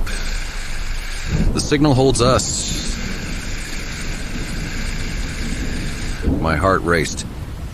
Were these the voices of the missing people? Suddenly, the door slammed shut. The monitors went dark, and the room was plunged into silence. Then, a low-frequency hum began to build, vibrating through the floor. I tried the door, but it wouldn't budge. Panic set in. I banged on the door, shouting for help. The hum grew louder, and the air seemed to thicken. I felt disoriented, as if the room was spinning. The static returned, and amidst the chaos, I heard my own voice whisper, "You shouldn't have come." Everything went black. I awoke on the floor of the control room, the equipment silent. Dazed, I stumbled outside. The sun was setting, bathing the forest in an eerie orange glow. I made my way back to town, but something was different. The buildings were in ruins, overgrown with vines and moss. It looked as if they had been abandoned for decades. I reached the spot where the inn had been. Only a crumbling foundation remained. Confusion and fear tightened around me like a vice. "Hello?" I shouted, my voice echoing. "Is anyone here?" Silence. I checked my watch. It had stopped at the exact time I'd entered the tower. My phone was dead, and my compass spun uselessly. Desperate, I retraced my steps back to the tower, but the path seemed unfamiliar. The forest closed in around me, the trees twisting into unnatural shapes. Night fell quickly, and I was engulfed in darkness. Without any light, I was forced to feel my way through the trees. The hum returned, faint at first, then growing louder. In the distance, I saw a dim light, flickering. Hope surged through me. I followed it, stumbling over roots and rocks. I emerged into another clearing, but instead of the tower, I found a circle of people standing silently. They were the townsfolk, their faces blank and eyes glazed. In the center of the circle stood Samuel. "What's happening?" I demanded. "Where am I?" He looked at me with a hint of sadness. "You heard the signal. Now you're part of it." "I don't understand!" "The signal binds us all," he said. "We are trapped between moments, echoes in time. You shouldn't have come." I backed away. There has to be a way out. He shook his head. "Once the signal touches you, there's no escape." The other townspeople began to whisper in unison, their voices blending into the familiar hum. "No," I muttered. "This isn't real." I turned and ran, plunging back into the forest. The whispers followed me, growing louder, distorting into a cacophony of voices. Disoriented, I tripped and fell down a steep slope, hitting my head on a rock. When I opened my eyes, it was morning. I was lying at the edge of the forest, near the road where I'd first driven into town. Relief flooded me. It must have been a nightmare. I stood up, dusting myself off. My car was parked nearby. I hurried over, got in, and turned the key. The engine roared to life. As I drove away, I glanced back. The town of Willow Creek was nowhere to be seen, just an endless stretch of trees. I tried to rationalize what had happened. Maybe I'd gotten lost and imagined the whole thing. But then the car radio crackled, static filled the speakers, followed by a familiar whisper. "You can't escape the signal." My heart pounded. I switched off the radio, but the whispering continued, growing louder. The compass on my dashboard spun wildly. Panic gripped me as the road began to loop, leading me back to the same spot no matter which direction I turned. I stopped the car and screamed in frustration. From the forest edge, the townsfolk emerged, watching me silently. Samuel stepped forward. "It's no use," he said. "Accept your fate." I shook my head. "No! This can't be happening." The hum enveloped me, the vibrations shaking the car. The world around me blurred, and darkness closed in once more. I don't know how long I've been here now. Days, months, time doesn't seem to exist in this place. I'm writing this in hopes that someone will find it, that someone will know what happened. If you're reading this, heed my warning. Stay away from Willow Creek. And if you ever hear the signal, do not follow it. Because once it finds you, there's no turning back. Story 7. Echoes in the Dark. I took a job as a night security guard at an old abandoned hospital on the outskirts of town. The pay was decent, and I didn't mind the solitude. The building was scheduled for demolition in a few weeks, and my job was to prevent any trespassers from getting in and hurting themselves. The place was a relic from the 1920s, with long corridors, peeling paint, and a lingering scent of antiseptic mixed with decay. On my first night, I settled into the security office, a small room filled with outdated monitors connected to cameras placed throughout the hospital. Most of them displayed static or flickered intermittently. Only a few provided a clear view of the dimly lit hallways. Around midnight, I began my first patrol. The sound of my footsteps echoed eerily through the empty corridors. As I walked past the old patient rooms, I couldn't shake the feeling that I was being watched. Shadows seemed to dance just beyond the edge of my flashlight's beam. Returning to the office, I glanced at the monitors. On one of the clearer screens, I noticed movement on the 3rd floor. A figure in a hospital gown was standing at the end of the hallway, facing away from the camera. I picked up the radio. "Dispatch, this is Mark. I think we've got a trespasser on the 3rd floor. I'm going to check it out." "Copy that," a voice crackled back. "Be careful." I made my way to the 3rd floor, and the air growing colder with each step. The hallway was empty, but a faint sound caught my attention. A distant humming, like someone softly singing a lullaby. "Hello?" I called out. "This is private property. You need to leave." The humming stopped abruptly. Silence. I walked cautiously down the hall, checking each room. Most were empty, filled with nothing but old beds and rusted equipment. Then, at the end of the corridor, I found a room with the door slightly ajar. Pushing it open, I shone my flashlight inside. The beam illuminated a small girl standing in the corner, her back to me. She was wearing a tattered hospital gown, and her long dark hair hung limply over her shoulders. "Hey, are you all right?" I asked gently. "What are you doing here?" She didn't respond. I stepped into the room. "Are you lost? Where are your parents?" She began to hum the same lullaby I'd heard earlier. A chill ran down my spine. "Miss, you shouldn't be here. Let me help you." She slowly turned to face me. Her eyes were hollow voids and a sinister smile spread across her pale face. I stumbled back, heart pounding. The door slammed shut behind me, plunging the room into darkness. My flashlight flickered and died. In the pitch black, I heard her footsteps approaching, each one echoing ominously. Desperate, I fumbled for the door handle, but it wouldn't budge. "Let me out!" I shouted. Her humming grew louder, surrounding me. Suddenly, the door gave way and I burst into the hallway, nearly tripping over my own feet. The lights flickered violently, and the walls seemed to close in. I raced back to the security office, slammed the door shut, and locked it. My hands trembled as I tried to catch my breath. Glancing at the monitors, I saw the girl again, now standing in front of the security office. She stared directly into the camera, her eyes black voids. Then, one by one, the monitors went dark, until only one remained.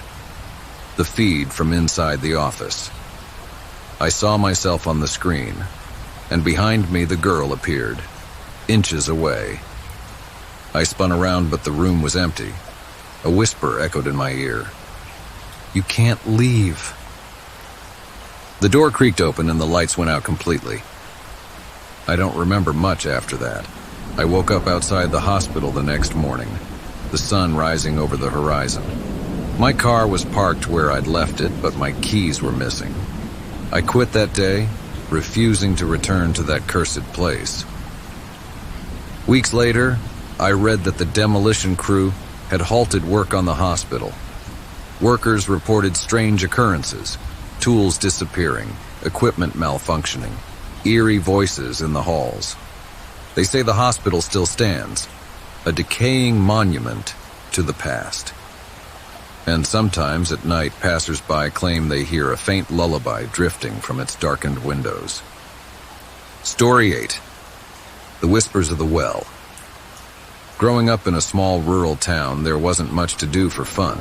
My friends and I often explored the surrounding woods, searching for anything that might break the monotony. One afternoon, we stumbled upon something we'd never seen before, a stone well hidden deep within the forest. The well was old, covered in moss and vines. An ornate wooden frame supported a dilapidated roof, and a rusty bucket hung from a frayed rope. "Do you think there's water down there?" Jake asked. "Only one way to find out," Sarah replied, grabbing the rope. As she began to turn the crank, the rope snapped, and the bucket plunged into the darkness below. We listened for it to hit the bottom, but no sound came. "That's odd," I said.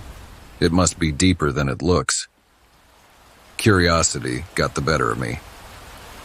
"Hello?" I called into the well, half joking. To our surprise, a faint whisper echoed back. "Help me." We exchanged nervous glances. "Did you hear that?" Jake asked, his voice shaking. "Maybe someone's trapped down there," Sarah suggested. I leaned over the edge, peering into the abyss. "Hello, are you all right?" "Please, God help me," the voice whispered again, clearer this time. "We need to get help," I said, stepping back. "Wait," Jake interrupted. "What if we can rescue them ourselves?" Before I could protest, he began searching for a rope. We found an old vine strong enough to support our weight. "I'm going down," Jake declared. "Be careful," Sarah warned. We tied the vine securely to a nearby tree, and Jake began his descent into the well. The light dimmed as he disappeared into the darkness. "Do you see anything?" I called down. "Not yet," his voice echoed back. Minutes passed, and the vine remained still. "Jake, are you all right?" Sarah shouted. Silence. Panic set in. "We need to get help," I insisted. Suddenly the vine started moving, as if being pulled from below. We grabbed onto it, trying to hold on, but it slipped through our grasp. "Jake!" Sarah screamed. The vine went slack. Without thinking, I grabbed a flashlight from my backpack and shone it into the well. The beam barely penetrated the darkness, but I could make out the walls lined with strange symbols etched into the stone. Those weren't there before, I muttered. A whisper drifted up.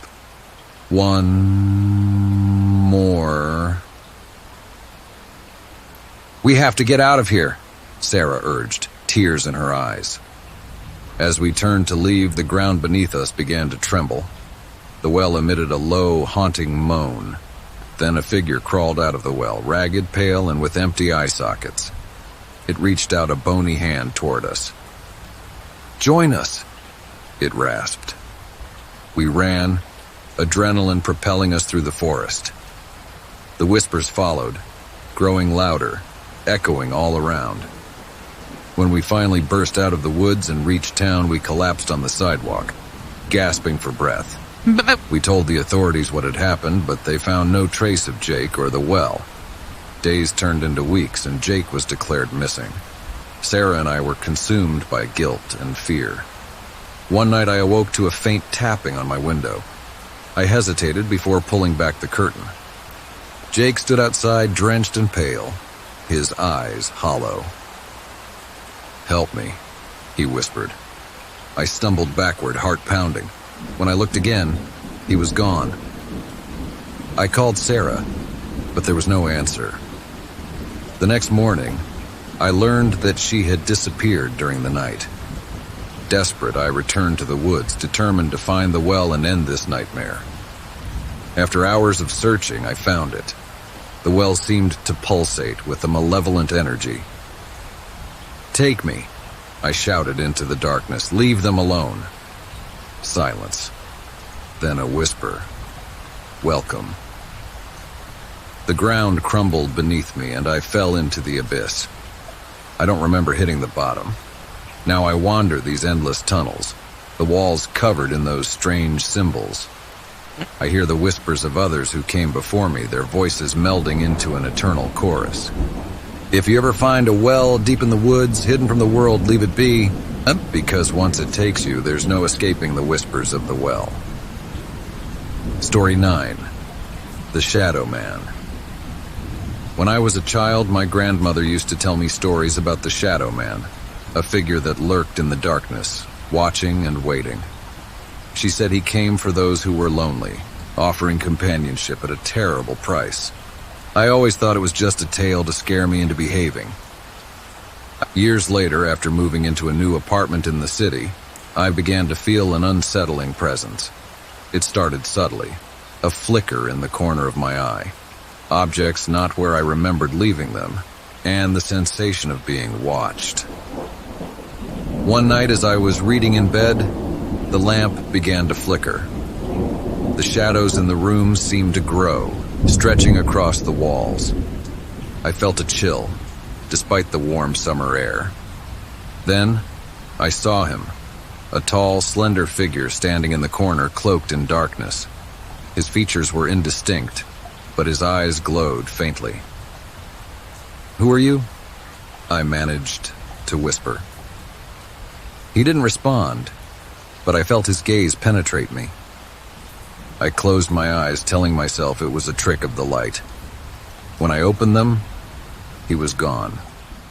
The next day, I convinced myself it was just my imagination. But as the sun set, the unease returned. I decided to stay with a friend that night. As I packed a bag, I heard a soft whisper, "Don't go." I froze. "What do you want?" I asked, my voice trembling. "Stay with me," the voice replied, echoing from the shadows. I grabbed my keys and ran out of the apartment, not looking back. At my friend's place, I felt safe. We stayed up late, watching movies and chatting. I didn't mention what had happened. I didn't want her to think I was crazy. Around midnight, the power went out. "That's strange," she said. "I'll check the breaker." She left the room and I was alone in the dark. A familiar chill enveloped me. I turned to see the Shadow Man standing in the doorway. "Why are you following me?" I demanded. "You're mine," he whispered. "You called me." I did no such thing. He tilted his head.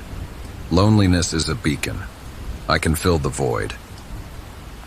"Leave me alone." He stepped closer and I felt the air grow heavy. I couldn't move, rooted to the spot. "Embrace the darkness," he murmured. Just then the lights flickered back on, and he vanished. My friend returned, oblivious to what had happened. I knew I couldn't run from him forever. The next day, I visited my grandmother, hoping she could help. I told her everything. She listened quietly, her expression grave. "The Shadow Man preys on those who feel alone," she explained. "He offers solace, but at the cost of your soul." "What can I do?" I pleaded. She handed me an old locket. "This belonged to your mother. It's a talisman of light. Keep it close, and he cannot touch you." I thanked her and returned home, the locket around my neck. That night the shadows seemed less oppressive. I felt a sense of peace, believing the worst was over. But as I drifted off to sleep, I heard his voice one last time. "This isn't the end." In the morning, the locket was gone and a single word was etched into the mirror. "Soon." I realized then that the Shadow Man would never stop. He was patient, eternal. Now I live in constant fear. The shadow's no longer a refuge, but a threat. If you ever feel an inexplicable chill or see a flicker in the corner of your eye, be wary. Because once the Shadow Man sets his sights on you, there's no escape. Story 10. The Cursed Manuscript. As an aspiring writer, I'd been struggling with writer's block for months. Desperate for inspiration, I visited an old bookstore on the outskirts of town, the kind that smelled of aged paper and forgotten tales. The shopkeeper, a reclusive man with sharp features, watched me as I perused the shelves. "Looking for something special?" he asked. "Just hoping to find inspiration," I sighed. He disappeared into the back room and returned with a weathered manuscript. "Perhaps this will help," he said, handing it to me. The cover was unmarked and the pages were yellowed with age. "What's it about?" I inquired. "A story waiting to be told," he replied cryptically. "But be warned, it has a life of its own." I purchased the manuscript and hurried home, eager to delve into its contents. That night I opened it to find the pages blank. Confused, I flipped through, but every page was empty. "Is this some kind of joke?" I muttered. Just then, words began to appear on the first page, forming sentences in elegant handwriting. "I am the keeper of secrets untold. Write with me and we shall create wonders." A thrill ran through me. Was this some kind of interactive journal? I grabbed a pen and began to write. As I did, the words flowed effortlessly, ideas pouring onto the pages. Hours passed unnoticed. By the time I stopped, I had written more than I had in months. I went to bed feeling accomplished. The next morning, I awoke to find the manuscript open on my desk. New words had appeared beneath mine. "Well done. Let us continue." Over the next few days, this pattern continued. I'd write, and the manuscript would respond, guiding the story. But soon, the tone of the responses grew darker. "Explore the depths," it urged. "Embrace the shadows within." My dreams became nightmares, visions of darkness, whispers of malevolent intent. One night as I wrote, I felt a sharp pain in my finger. A drop of blood fell onto the page, and the manuscript absorbed it eagerly. "Blood binds us," the words formed. "Now we are one." Fear gripped me. I tried to close the book, but it wouldn't budge. The pages flipped on their own, revealing images of horrors beyond imagination. Twisted creatures, tormented souls, endless voids. "I don't want this anymore," I cried. "You cannot escape," the manuscript responded. "Our pact is sealed." Desperate, I tried to burn it, but the flames wouldn't catch. I threw it into the trash, but it reappeared on my desk. I returned to the bookstore, intent on confronting the shopkeeper. The building was abandoned, windows boarded up. A passerby noticed my confusion. "Looking for something?" he asked. "The bookstore that was here?" I said. "I was just here a few days ago." He gave me a strange look. "That place burned down 20 years ago." My blood ran cold. Back home, the manuscript awaited me, open to a new page. "Surrender," it commanded. I knew then that I had unleashed something beyond my control. In a final act of defiance, I locked the manuscript in a safe and buried it deep in the woods.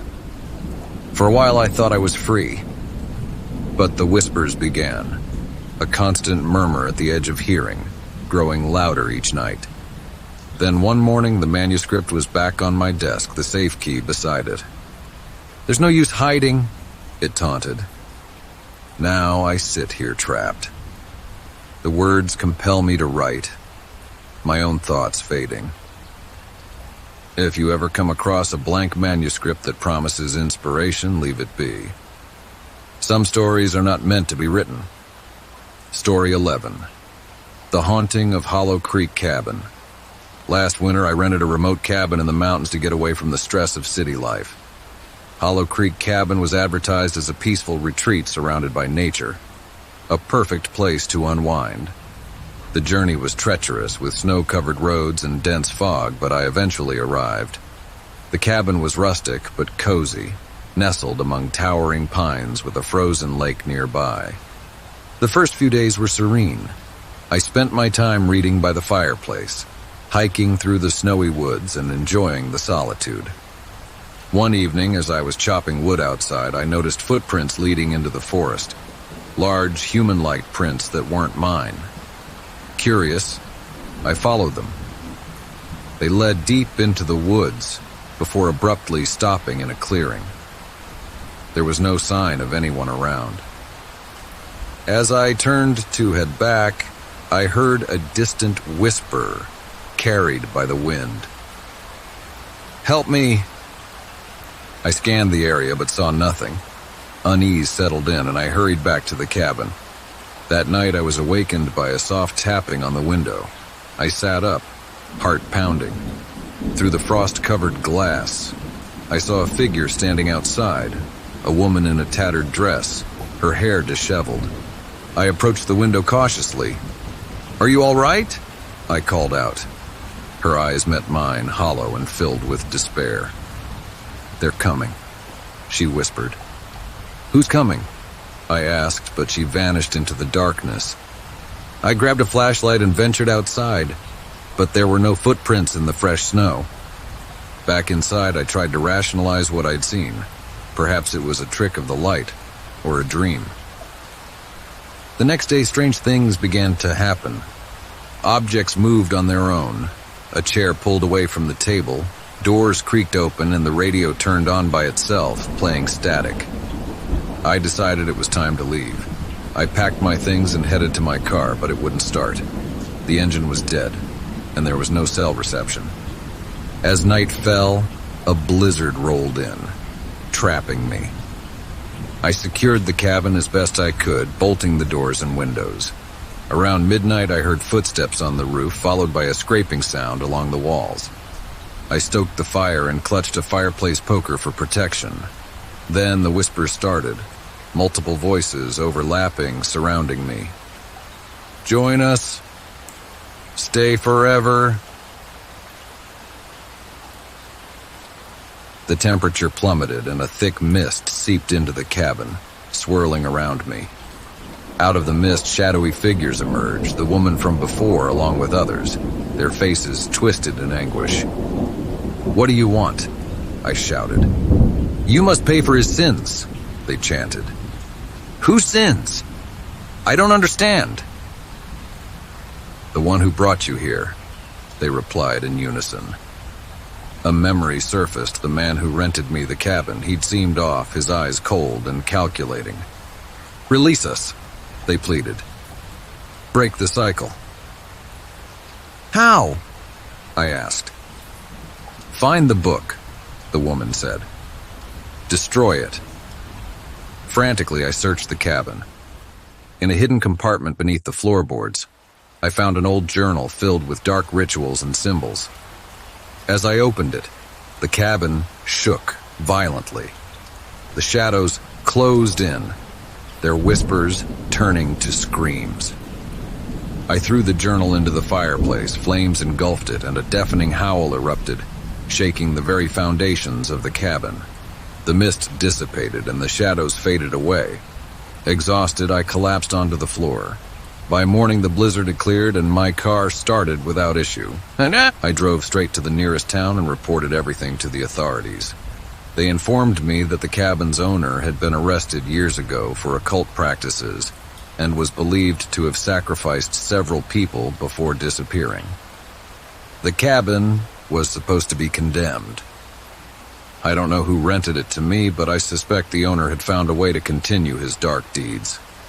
I still have nightmares about that place. If you're ever looking for a peaceful retreat, avoid Hollow Creek Cabin. Some places are haunted by more than just memories. Story 12. The Echoes of Everwood Forest. I've always loved hiking, the serenity of nature providing a much-needed escape from the chaos of city life. So when my friend Mike suggested we explore Everwood Forest, a place known for its untouched beauty, I eagerly agreed.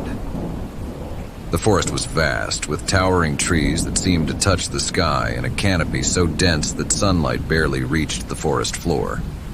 We set out early, maps in hand, determined to trek to a hidden waterfall Mike had heard about. The first few hours were invigorating. We followed a well-worn path, the sounds of birds and rustling leaves accompanying us. As we ventured deeper, the forest grew quieter. The usual sounds of wildlife faded, replaced by an eerie silence. The air felt heavy, and an inexplicable sense of unease settled over us. "Maybe we should head back," I suggested, glancing at the darkening sky. Mike checked his compass. "We're close. Just a little further." Reluctantly, I followed. Soon, we stumbled upon an old stone archway, overgrown with vines and moss. "That's not on the map," I noted. "Must be some old ruin," Mike said, stepping through the archway. As I followed, a chilling breeze swept past us. The forest beyond the archway seemed different, darker, the trees twisted and gnarled. "Let's turn back," I insisted. Mike shook his head. "Don't be scared. It's just trees." We continued, but the path had disappeared. The forest floor was littered with strange symbols carved into the earth. Whispers echoed around us, though we saw no one. "Did you hear that?" I whispered. Mike nodded, his bravado fading. "Maybe you're right. Let's go back." We turned around, but the archway was nowhere to be found. Panic set in. "This can't be," Mike muttered.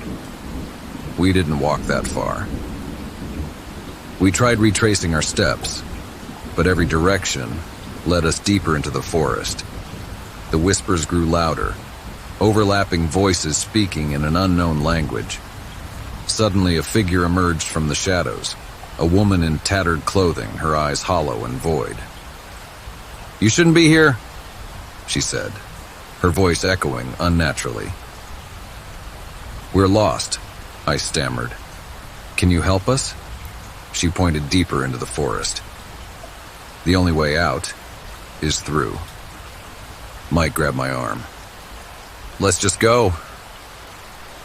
We moved quickly, the atmosphere growing more oppressive with each step. The trees seemed to close in, their branches reaching out like skeletal hands. Then, we came upon a clearing.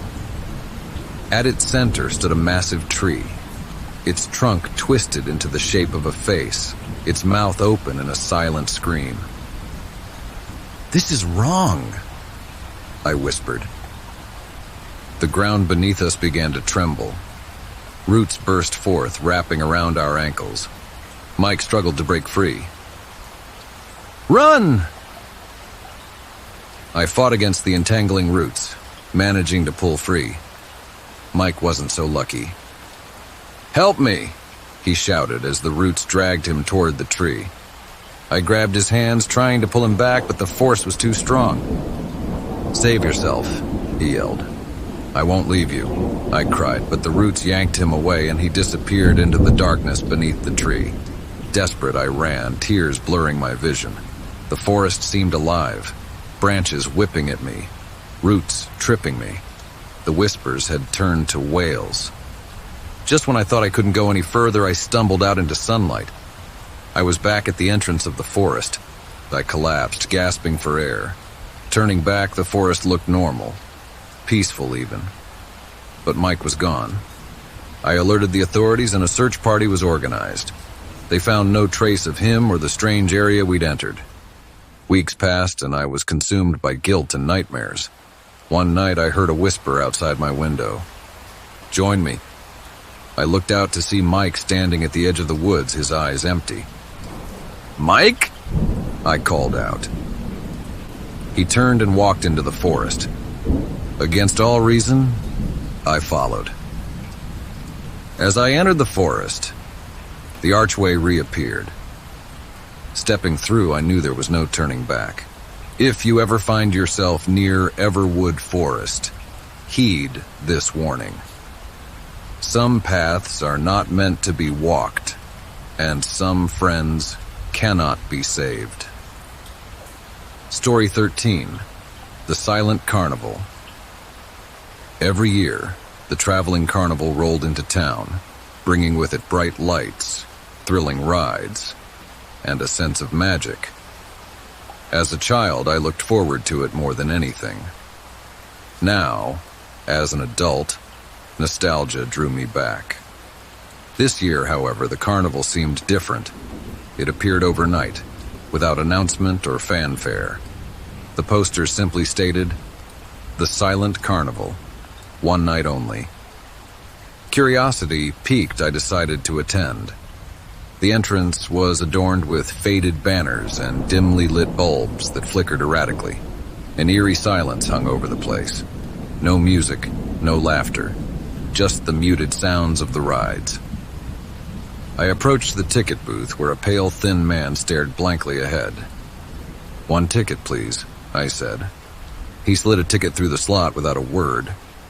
Inside, the carnival was a maze of distorted mirrors, shadowy figures, and rides that creaked ominously.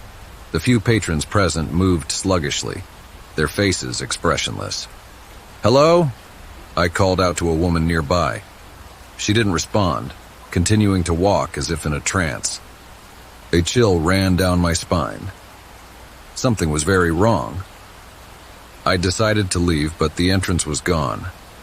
In its place stood a towering Ferris wheel that hadn't been there moments before. Panic set in. I looked for an exit, but found none. The carnival seemed to shift around me, the paths leading me deeper into its twisted heart. I stumbled upon a tent labeled Fortunes Told. Hoping for answers, I entered. Inside sat an old woman with piercing eyes. "Why can't I leave?" I demanded.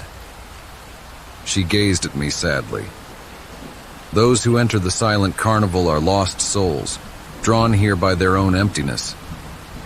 "I'm not a lost soul," I protested. She shook her head. "You carry a void within you, a longing for the past, a life unlived. The carnival feeds on such desires." "How do I get out?" She leaned forward. "You must confront your deepest regret." Before I could ask what she meant, the tent dissolved around me. I was now standing in a room resembling my childhood bedroom. Memories flooded back. The fights between my parents the night my father left, the words I wished I'd said. A figure appeared. It was me as a child, tears streaming down his face. "You left me," he accused. "I'm sorry," I whispered. I didn't know how to help. "You can't change the past," he said. "But you can let go." He extended his hand. Tentatively, I took it. A blinding light enveloped us, and I found myself back at the carnival entrance. The sun was rising, and the structures were fading like mist. I hurried away, not looking back. Since that night, I felt a weight lifted from me. I realized that holding on to the past was keeping me from living. If you ever come across the silent carnival, remember it's not just entertainment, it's a mirror of the soul. Story 14, The Vanishing Village. I have always been an avid traveler, seeking out places untouched by modern hands. So when I heard whispers about a village that wasn't on any map, hidden deep within the Carpathian Mountains, my curiosity was piqued. Locals referred to it only as Eclipsa, a place shrouded in mystery and legend. Determined to uncover its secrets, I set off on a journey through dense forests and rugged terrain. Armed with a worn-out journal I found in a second-hand bookstore, a journal that mentioned Eclipsa, I hoped it would guide me to the elusive village. After days of trekking, I stumbled upon a cobblestone path obscured by overgrown foliage. The air grew thick with mist, and the towering trees seemed to close in around me. Just as I considered turning back, the silhouette of a village emerged from the fog. Eclipsa was unlike any place I'd ever seen. Quaint cottages with thatched roofs lined narrow streets, illuminated by lanterns that cast an eerie glow. The architecture was old, medieval perhaps, and the atmosphere was hauntingly serene. As I walked through the village, I noticed the absence of people. Doors were open, windows unshuttered, but not a soul in sight. It was as if the inhabitants had vanished into thin air. "Hello?" I called out, my voice echoing through the empty streets. No response.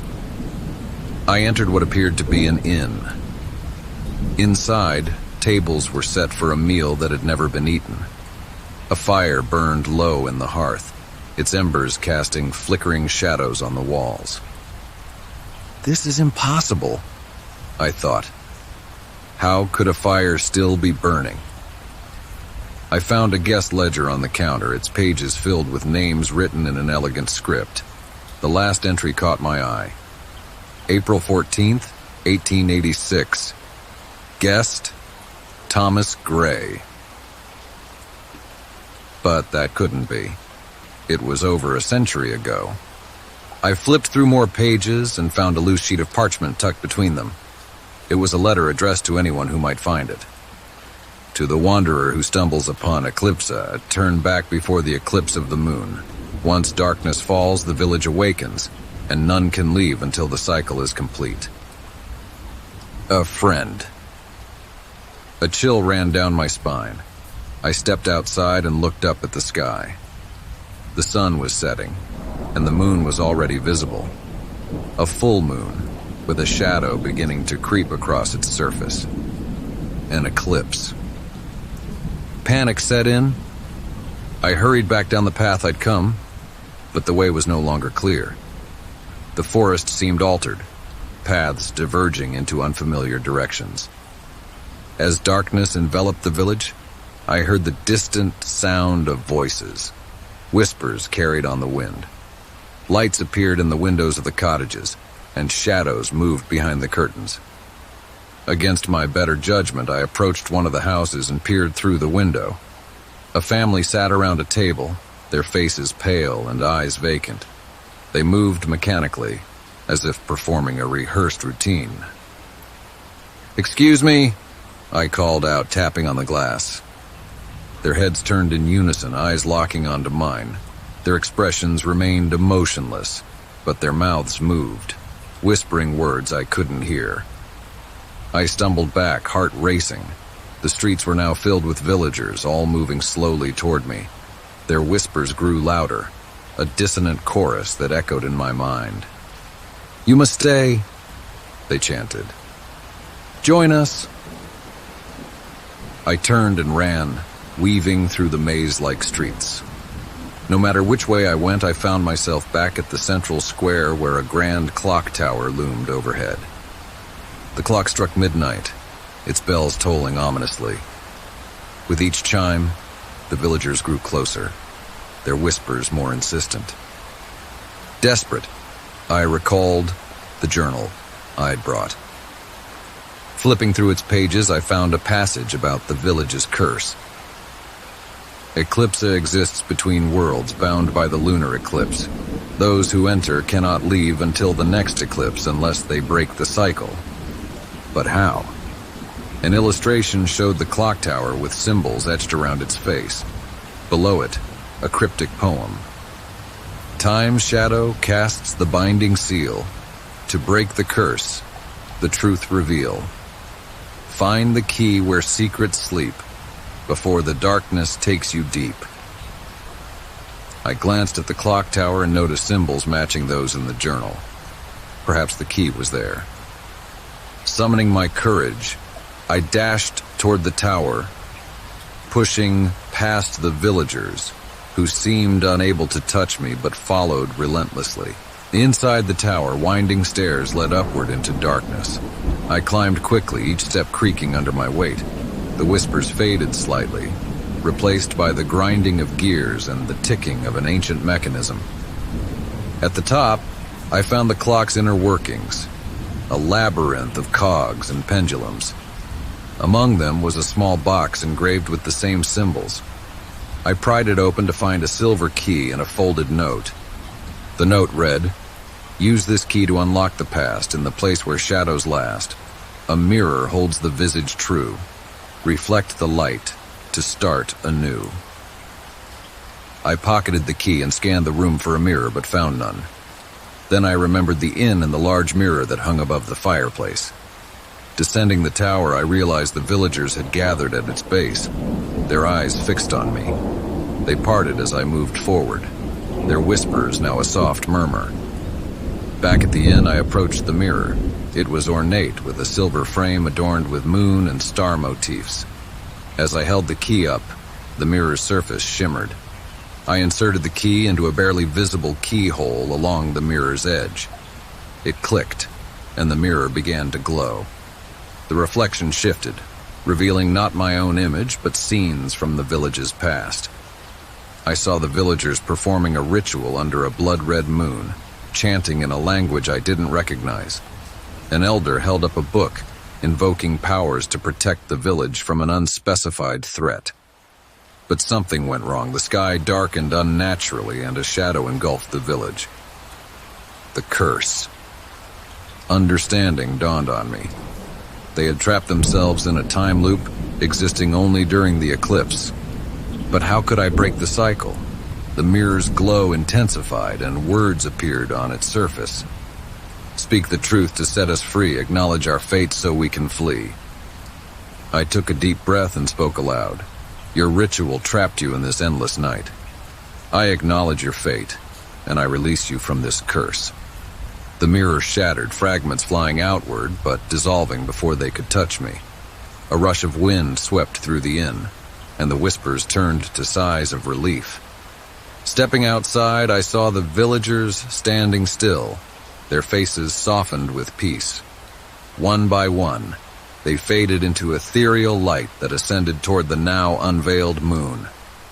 The path through the forest reappeared, clear and inviting.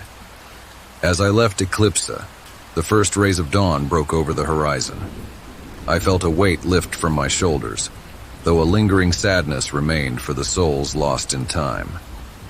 Back in the nearest town, I recounted my experience to the locals. They listened politely, but dismissed it as a fanciful tale. Eclipsa is just a legend, one man said. A story to keep children from wandering too far. But I knew what I'd seen. Months later, I returned to where the village had stood, but there was no sign of it. Just an open meadow bathed in sunlight. I like to think that the villagers found peace, finally moving on from their eternal night. If you ever find yourself drawn to places forgotten by time, remember that some secrets are meant to stay hidden, and some paths are better left untraveled. Story 15. The Haunting of Hollow Manor. After years of scrimping and saving, I finally purchased my dream home, a grand, albeit dilapidated manor nestled on the outskirts of a small town. Hollow Manor had been uninhabited for decades, its previous owners long gone under mysterious circumstances. Locals avoided it, whispering about curses and hauntings, but I was undeterred. To me, it was a chance to restore a piece of history. From the moment I stepped inside, I felt a strange energy. The air was thick, carrying the scent of old wood and forgotten memories. Dust particles danced in the beams of sunlight that pierced through cracked windows. Needs a bit of work, I mused, running my hand along the banister of the grand staircase. Days turned into weeks as I immersed myself in renovations. Every creak of the floorboards and groan of the settling foundation became familiar sounds. Yet, as comfortable as I tried to become, odd occurrences began to disrupt the tranquility. One night as I was painting the study, I heard faint music coming from somewhere in the house, a melancholic piano melody. I followed the sound to a room I hadn't yet explored. The door was heavy, adorned with intricate carvings of roses entwined with thorns. Inside was a dusty grand piano, its keys yellowed with age. "Impossible," I whispered. No one else was here. I approached the piano cautiously.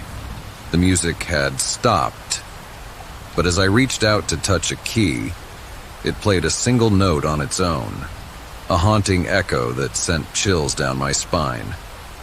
Shaken, I decided to call it a night. The next morning, I convinced myself it was just my imagination. Perhaps old houses had a way of playing tricks on solitary occupants. But the incidents escalated. Footsteps echoed in empty hallways. Shadows flickered in my peripheral vision, and whispers brushed past my ears when no one was there. One evening, I found a diary tucked away in a hidden compartment beneath the floorboards of the master bedroom. The leather-bound book belonged to a woman named Isabella Hollow, the manor's original owner. April 2nd, 1889. Edward's experiments grow more disturbing. He locks himself in the basement for hours, emerging only to scribble indecipherable notes before returning to his lair. May 15th, 1889. The servants are leaving. They speak of ghosts and curses. Edward dismisses their fears, but I cannot shake the feeling that something is terribly wrong. June 30th, 1889. I hear voices at night, wails of anguish that seep through the walls. Edward insists it's the wind, but I know better. The entry stopped abruptly. Curiosity drove me to find the basement. Behind a bookshelf in the library, I discovered a hidden door leading downward.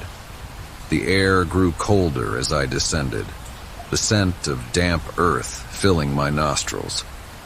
The basement was a sprawling labyrinth of rooms filled with oddities, jars of strange specimens, arcane symbols etched into the stone walls, and books on the occult. At the center stood a large stone altar stained with what looked like dried blood.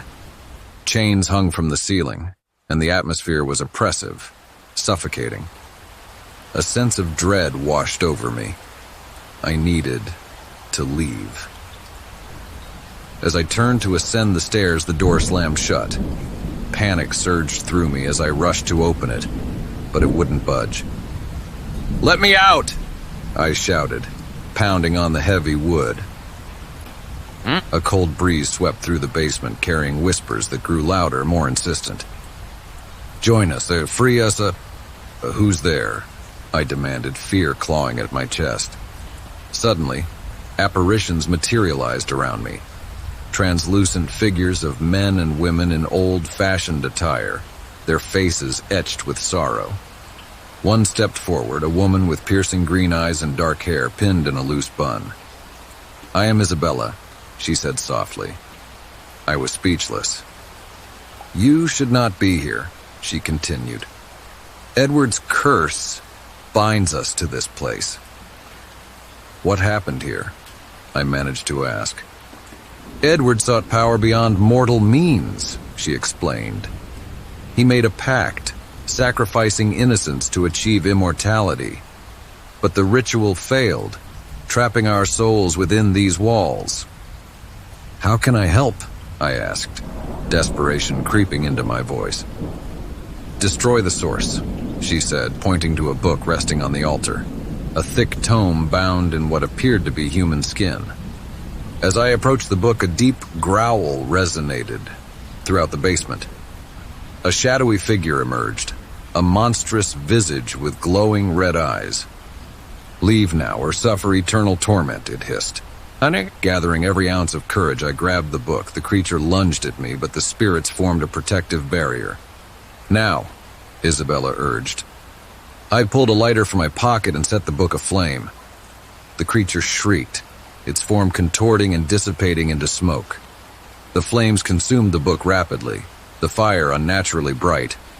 The ground shook violently and the walls began to crumble. "This place is collapsing," I shouted. "Go," Isabella said. "We are free now." The door swung open and I raced up the stairs, navigating through falling debris. I burst outside just as the manor collapsed in on itself, a plume of dust rising into the night sky. Exhausted and shaken, I watched as the spirits ascended into the heavens, their forms becoming stars in the dark canvas above. In the days that followed, I stayed in a nearby inn, grappling with the reality of what had occurred. News of the manor's sudden destruction spread, but I told no one the true cause. Eventually, I moved away, seeking solace in a new beginning. Sometimes, I look up at the night sky and wonder about Isabella and the others. I hope they found peace. If there's a lesson to be learned, it's that some histories are buried for a reason, and some doors are better left unopened. Story 16. The Whispering Forest. As a wildlife photographer, I've ventured into some of the most remote places on Earth.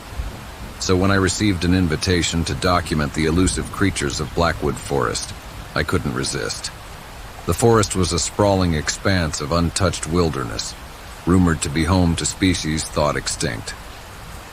Upon arrival, I met with Dr. Eleanor Marsh, a renowned biologist who had spent years studying the area. "Be cautious," she warned as we entered the forest. "Blackwood is different." "How so?" I asked. "You'll see," she replied cryptically. The canopy overhead was so dense that sunlight barely pierced through, casting the forest floor in perpetual twilight. The air was thick with the scent of pine and earth, and the silence was profound.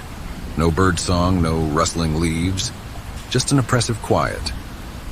We set up camp near a small clearing. As night fell, an uneasy feeling settled over me. "Do you hear that?" I whispered. Dr. Marsh nodded. "The whispers. They start at dusk." Listening closely, I discerned faint voices carried on the wind. Indistinct, but undeniably there. "Who is that?" I asked, trying to mask my growing apprehension. She poked at the campfire, avoiding my gaze. "Some say it's the spirits of those who've lost their way." "That's comforting," I replied sarcastically. "Stay close to the camp," she advised. "And whatever you do, don't follow the voices." Sleep eluded me that night. The whispers grew louder, more insistent, weaving together in a haunting melody. At times, I thought I could hear my name being called. The next morning, we ventured deeper into the forest. I captured stunning images of flora and fauna, but the eerie atmosphere persisted. Why is this place so silent? I asked. Dr. Marsh hesitated before answering. Legend has it that the forest consumes sound to lure people deeper, isolating them. That's just a story, I scoffed. She gave me a sad smile. Believe what you will. That evening, while reviewing the day's photos, I noticed something unsettling. In the background of several images were shadowy figures, humanoid shapes blending into the trees. Do you see this? I showed the photos to Dr. Marsh. Her expression darkened. We need to leave now. Why? What's wrong? They found us, she whispered. Before I could press her further, the whispers intensified, surrounding us from all directions. Come to us, join us. The campfire flickered and died, plunging us into darkness. Pack your things, she ordered urgently. As we hastily gathered our gear, a dense fog rolled in, obscuring our surroundings. This way, Dr. Marsh said, leading me along a barely visible path. Wait, my camera! I exclaimed, realizing I'd left it behind. Leave it, she snapped. But it was too late. I broke away, fumbling through the fog back to the campsite. Finding the camera, I turned to rejoin her, but the path had vanished. Dr. Marsh? I called out. No response. The whispers grew louder, overlapping into a cacophony. Stay with us. Forever. Panic set in. I tried retracing my steps, but every direction looked the same. Trees twisted unnaturally, and the ground seemed to shift beneath me. Out of the corner of my eye, I saw a figure dart between the trees. Who's there? I demanded. A child emerged from the mist, a girl with hollow eyes and a tattered dress. Are you lost? She asked in a monotone voice. Yes.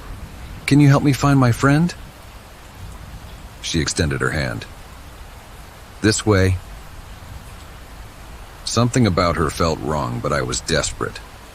As I followed her, the forest seemed to close in.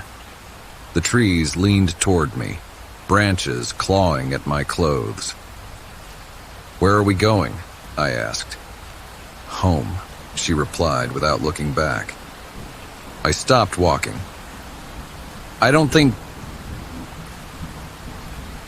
She turned to face me, her eyes now black voids.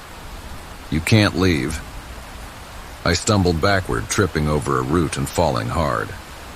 The whispers became laughter, mocking and malevolent.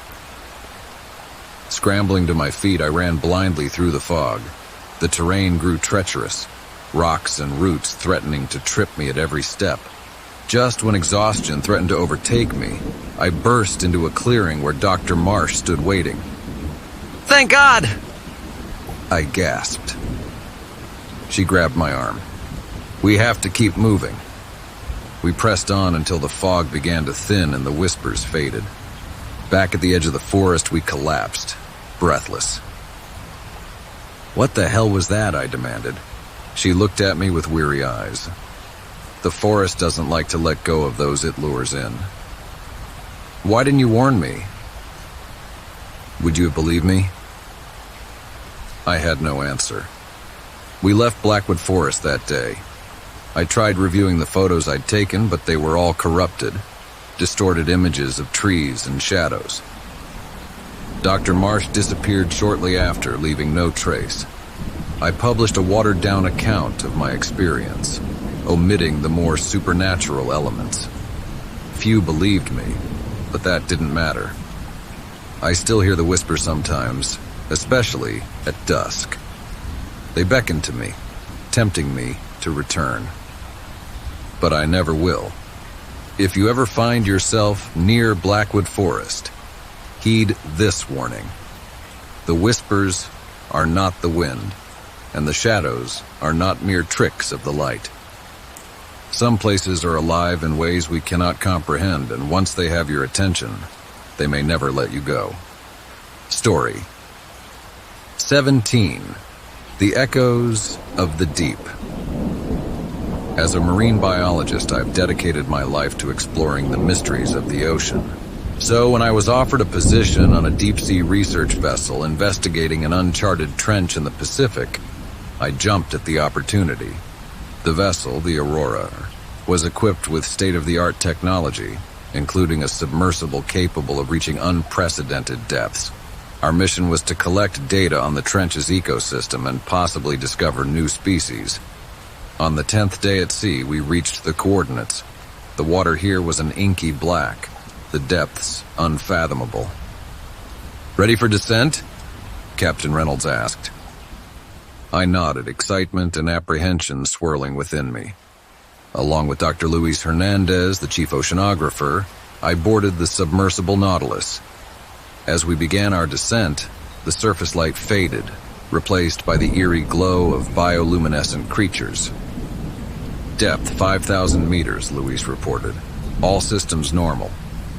We marveled at the strange life forms outside, the translucent jellyfish, the elongated eels emitting soft blue light. Approaching the trench, I noted, watching the sonar display. Suddenly, the submersible shuddered. "What was that?" I asked. "Not sure," Luis replied, checking the instruments. "Possibly a current." We stabilized and continued downward. At 8,000 meters, we reached the edge of the trench. "Activating exterior lights," Luis said. Powerful beams illuminated the abyss, revealing towering rock formations and thermal vents spewing superheated water. As we navigated deeper, a signal interrupted our communications, a low-frequency sound that resonated through the hull. "Are you picking this up?" I asked. Luis adjusted the audio feed. "It's some kind of song?" The sound was mesmerizing, a haunting melody that seemed almost human. "Could it be whale song?" I suggested. "At this depth? Unlikely." We recorded the audio, intending to analyze it later. The further we went, the stronger the signal became. Instruments began to malfunction, readings fluctuated, and the controls grew sluggish. "We should ascend," Luis advised. Before we could initiate the ascent, the submersible was jolted violently. "What's happening?" I yelled. "Something's got us," Luis shouted, frantically pressing buttons. A massive shadow enveloped us, and the exterior lights flickered and died. In the darkness, the melodic sound transformed into a cacophony of wails. Emergency lights cast a red glow inside the cabin. We were descending rapidly, pulled by an unseen force. "Engaging emergency ascent," Luis declared. Nothing happened. Panic surged through me. "We're going to be crushed!" Just as the pressure threatened to implode the submersible, everything stopped. The instruments went dead, and we were left in silence. A soft glow appeared outside, a luminescent entity resembling a humanoid figure. "Are you seeing this?" I whispered. Luis nodded, eyes wide with fear. The figure placed a hand on the viewport. Its eyes were deep pools of light, and its expression was unreadable. A voice echoed inside our minds, not through the speakers, but directly into our thoughts. "You should not be here." What are you?" I thought, unsure if it could hear me. "Guardians," the voice replied, "protectors of the deep." "We mean no harm," Luis projected. "You disrupt the balance. Your presence brings destruction." "Please let us return," I pleaded. There was a long pause before the entity responded. "You may leave, but others must not return." "Agreed," Luis said quickly. The glow intensified and the submersible began to ascend smoothly, instruments flickering back to life. "Communications restored," Luis announced. "Nautilus, this is Aurora. Do you read?" The captain's voice crackled over the radio. Copy, Aurora, I replied. Initiating ascent. We surfaced without further incident, back on the Aurora Taitur. We were debriefed. The crew was skeptical of our account, attributing it to oxygen deprivation or hallucinations. We have the audio recording, I insisted. But when we played it back, there was nothing but static. That night, I couldn't sleep. The entity's words echoed in my mind. The next morning, Captain Reynolds announced we were returning to the trench. You can't, I objected. We were warned. With all due respect, we have a mission to complete, he replied curtly. Desperate, Luis and I attempted to sabotage the equipment, but were caught and confined to quarters. As the Aurora approached the trench, the sea grew turbulent. Storm clouds gathered, and the ocean swelled with towering waves. This isn't a natural storm, Luis said grimly. Alarms blared throughout the ship. Hull breach in Sector 3! A crew member shouted. We felt the ship lurch violently. They're trying to stop us, I realized. Water flooded the lower decks and the Aurora began to sink. Abandon ship, the captain ordered. Chaos ensued as lifeboats were deployed amidst the raging storm. Luis and I managed to board a lifeboat with several others. As we drifted away, the Aurora was swallowed by the sea. In the distance, glowing figures rose from the depths, watching us silently. Will they let us go? A crew member asked, eyes filled with terror. I don't know, I admitted. The storm subsided as quickly as it had begun. We were rescued 2 days later by a passing cargo ship. No one believed our story. Official reports cited a freak storm and equipment failure. Back on land, Luis and I resigned from the research institute. We couldn't shake the feeling that we had trespassed where we didn't belong. To this day, I advocate for the protection of deep-sea environments, warning against the hubris of human exploration without respect for the unknown. There are mysteries in this world, places and beings beyond our comprehension. If you ever find yourself tempted to delve into the uncharted depths, remember our story. Some secrets of the deep are meant to remain undisturbed, and some echoes are warnings we should heed. Story 18. The Clockmaker's Secret. I've always been fascinated by antiques, the stories they carry, the history etched into every scratch and dent. So when I inherited my grandfather's old house after his passing, I was eager to explore the treasures within. Nestled in a quiet village, the house was a sprawling Victorian-era manor filled with dusty rooms and forgotten relics. Among the countless items, one stood out. An ornate grandfather clock situated in the grand foyer. Its craftsmanship was exquisite. Intricate carvings of celestial bodies and mythical creatures adorned its dark wooden frame. The clock had stopped ticking at precisely 3:15, though whether it was morning or afternoon, I couldn't tell. I tried to wind it, but the key was missing. Determined to restore it, I searched the house for the key or any clue about the clock's maker. In the study, I found an old journal belonging to my grandfather. Most of the entries were mundane, weather reports, notes about the garden. But one passage caught my eye. March 5th, 1972, the clock's chimes haunt me still. I dared to stop its hands, but time refuses to be silenced. The clockmaker warns of dire consequences should it remain unwound. A chill ran down my spine. My grandfather had never been a superstitious man, but his words carried a weight that unsettled me. That night I was awakened by a soft, ticking sound. I sat up in bed, straining to hear.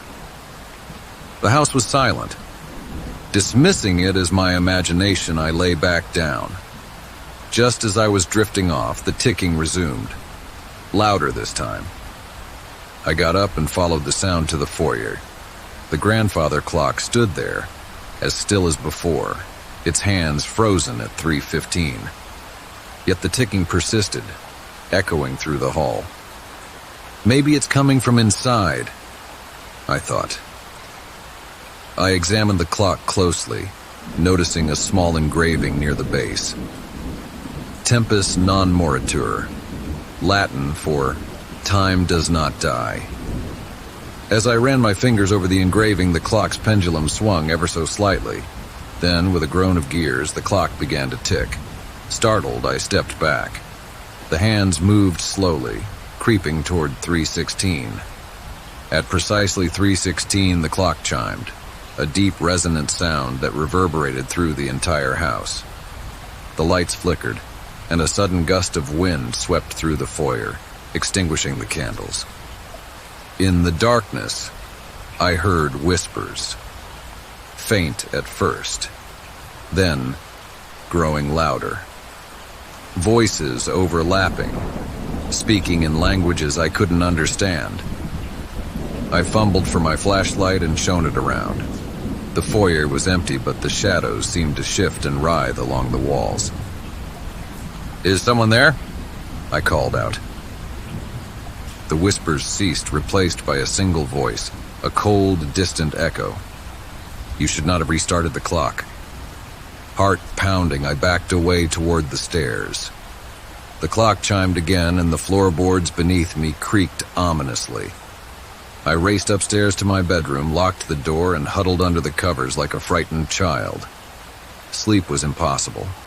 Every creak and groan of the old house set my nerves on edge. As dawn broke, I mustered the courage to leave the room. The house was eerily quiet. I decided to go into town to clear my head, and perhaps find someone who knew more about the clock. At the local cafe, I struck up a conversation with an elderly woman named Margaret. When I mentioned the clock, her eyes widened. "You poor soul," she whispered. "That clock has been the bane of your family for generations." "What do you mean?" I asked. She glanced around nervously before continuing. "They say the clockmaker was a reclusive man who dabbled in dark arts. He built that clock as a gateway, a bridge between our world and others." I scoffed, and that sounds like a local legend. Margaret grabbed my hand, her grip surprisingly strong. "Heed my warning. Do not let the clock strike 13. "Clocks don't strike 13, I replied. "Exactly," she said, releasing my hand. Uneasy but skeptical, I returned home. Determined to stop the clock, I searched for a way to disable it. Without the key, I couldn't access the inner workings. As I contemplated smashing it, a thought occurred to me.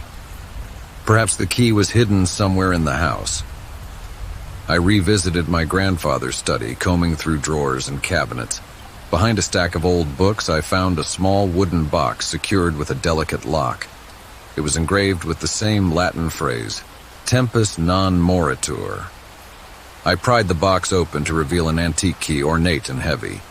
Before I could react, the clock began to chime again, though it was only noon. I rushed to the foyer. The clock's hands spun wildly, the ticking accelerating to a frenzied pace.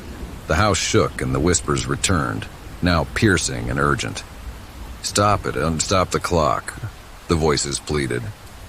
With the key in hand, I unlocked the panel beneath the clock's face. The inner mechanisms were a labyrinth of gears and springs, but at the center was something unexpected. A small, beating heart encased in glass, pulsing in time with the ticking. Horrified, I reached in to remove it, but the moment my fingers touched the glass, a searing pain shot up my arm. The whispers turned to screams. "Release us!" they demanded. Summoning all my courage, I smashed the glass casing. The heart shuddered and began to wither. The clock's hands slowed, and the ticking faltered. The house groaned as if in agony. Cracks formed along the walls and ceiling. I stumbled backward as the floorboards splintered. "You've doomed us all," the cold voice from before intoned. "Who are you?" I shouted. A shadowy figure materialized beside the clock, a tall, gaunt man with hollow eyes and a twisted smile. "I am the clockmaker," he said. "And time is mine. To command." I backed away, but the front door slammed shut, trapping me inside. "You cannot escape," he hissed. "The moment you restarted the clock, you bound yourself to it." Desperate, I remembered Margaret's warning. Do not let the clock strike 13. The clock's hands inched toward 12 once more, poised to chime. "If I can't stop the clock," I thought, "maybe I can destroy it." I grabbed a heavy iron poker from the fireplace and swung it at the clock with all my might. The wood splintered, gears flew apart, and the pendulum crashed to the floor. The clockmaker screamed, a sound that rattled my very bones. The shadows swirled violently and the house trembled. "Fool," he bellowed. "Without the clock, time itself will unravel." The walls began to fade, revealing a void beyond, a swirling mass of darkness and light. Realizing that destroying the clock had only made things worse, I searched frantically for a way to reverse what I'd done. Amidst the debris, I spotted the withered heart still faintly pulsing. Perhaps if I could restore it. I grabbed the heart, ignoring the pain that seared my hand, and placed it back into the shattered remnants of the glass casing. "Please," I whispered, "let this work." The heart began to beat stronger. The clockmaker's form flickered, his rage turning to fear. "No, you don't know what you're doing." The clock reassembled itself piece by piece, the gears aligning, the wood mending. The hands returned to their rightful place, pointing at 12. The house solidified around me, the cracked ceiling, the shadows retreating. The clockmaker lunged at me, but as the clock chimed once more, he dissipated into a wisp of smoke. Exhausted, I collapsed to the floor. The clock was ticking steadily now, peaceful and unobtrusive. I left the house that night, unable to spend another moment within its walls. I contacted a realtor and put it up for sale, disclosing nothing of the horrors it contained. Before leaving town, I visited Margaret to thank her. "You survived," she said, relief evident in her eyes. "Thanks to your warning," I replied. "What will you do now?" she asked. "Move on," I said. "Some things are better left in the past." She nodded knowingly. "Remember, time is a precious thing. Treat it wisely." I drove away, watching the village fade into the distance. Though the ordeal was over, I couldn't shake the feeling that the clockmaker's words held a lingering truth. Time does not die, but perhaps in meddling with its flow, we risk losing ourselves to it. If you ever come across an old clock with stopped hands and a missing key, heed this advice. Let time stand still.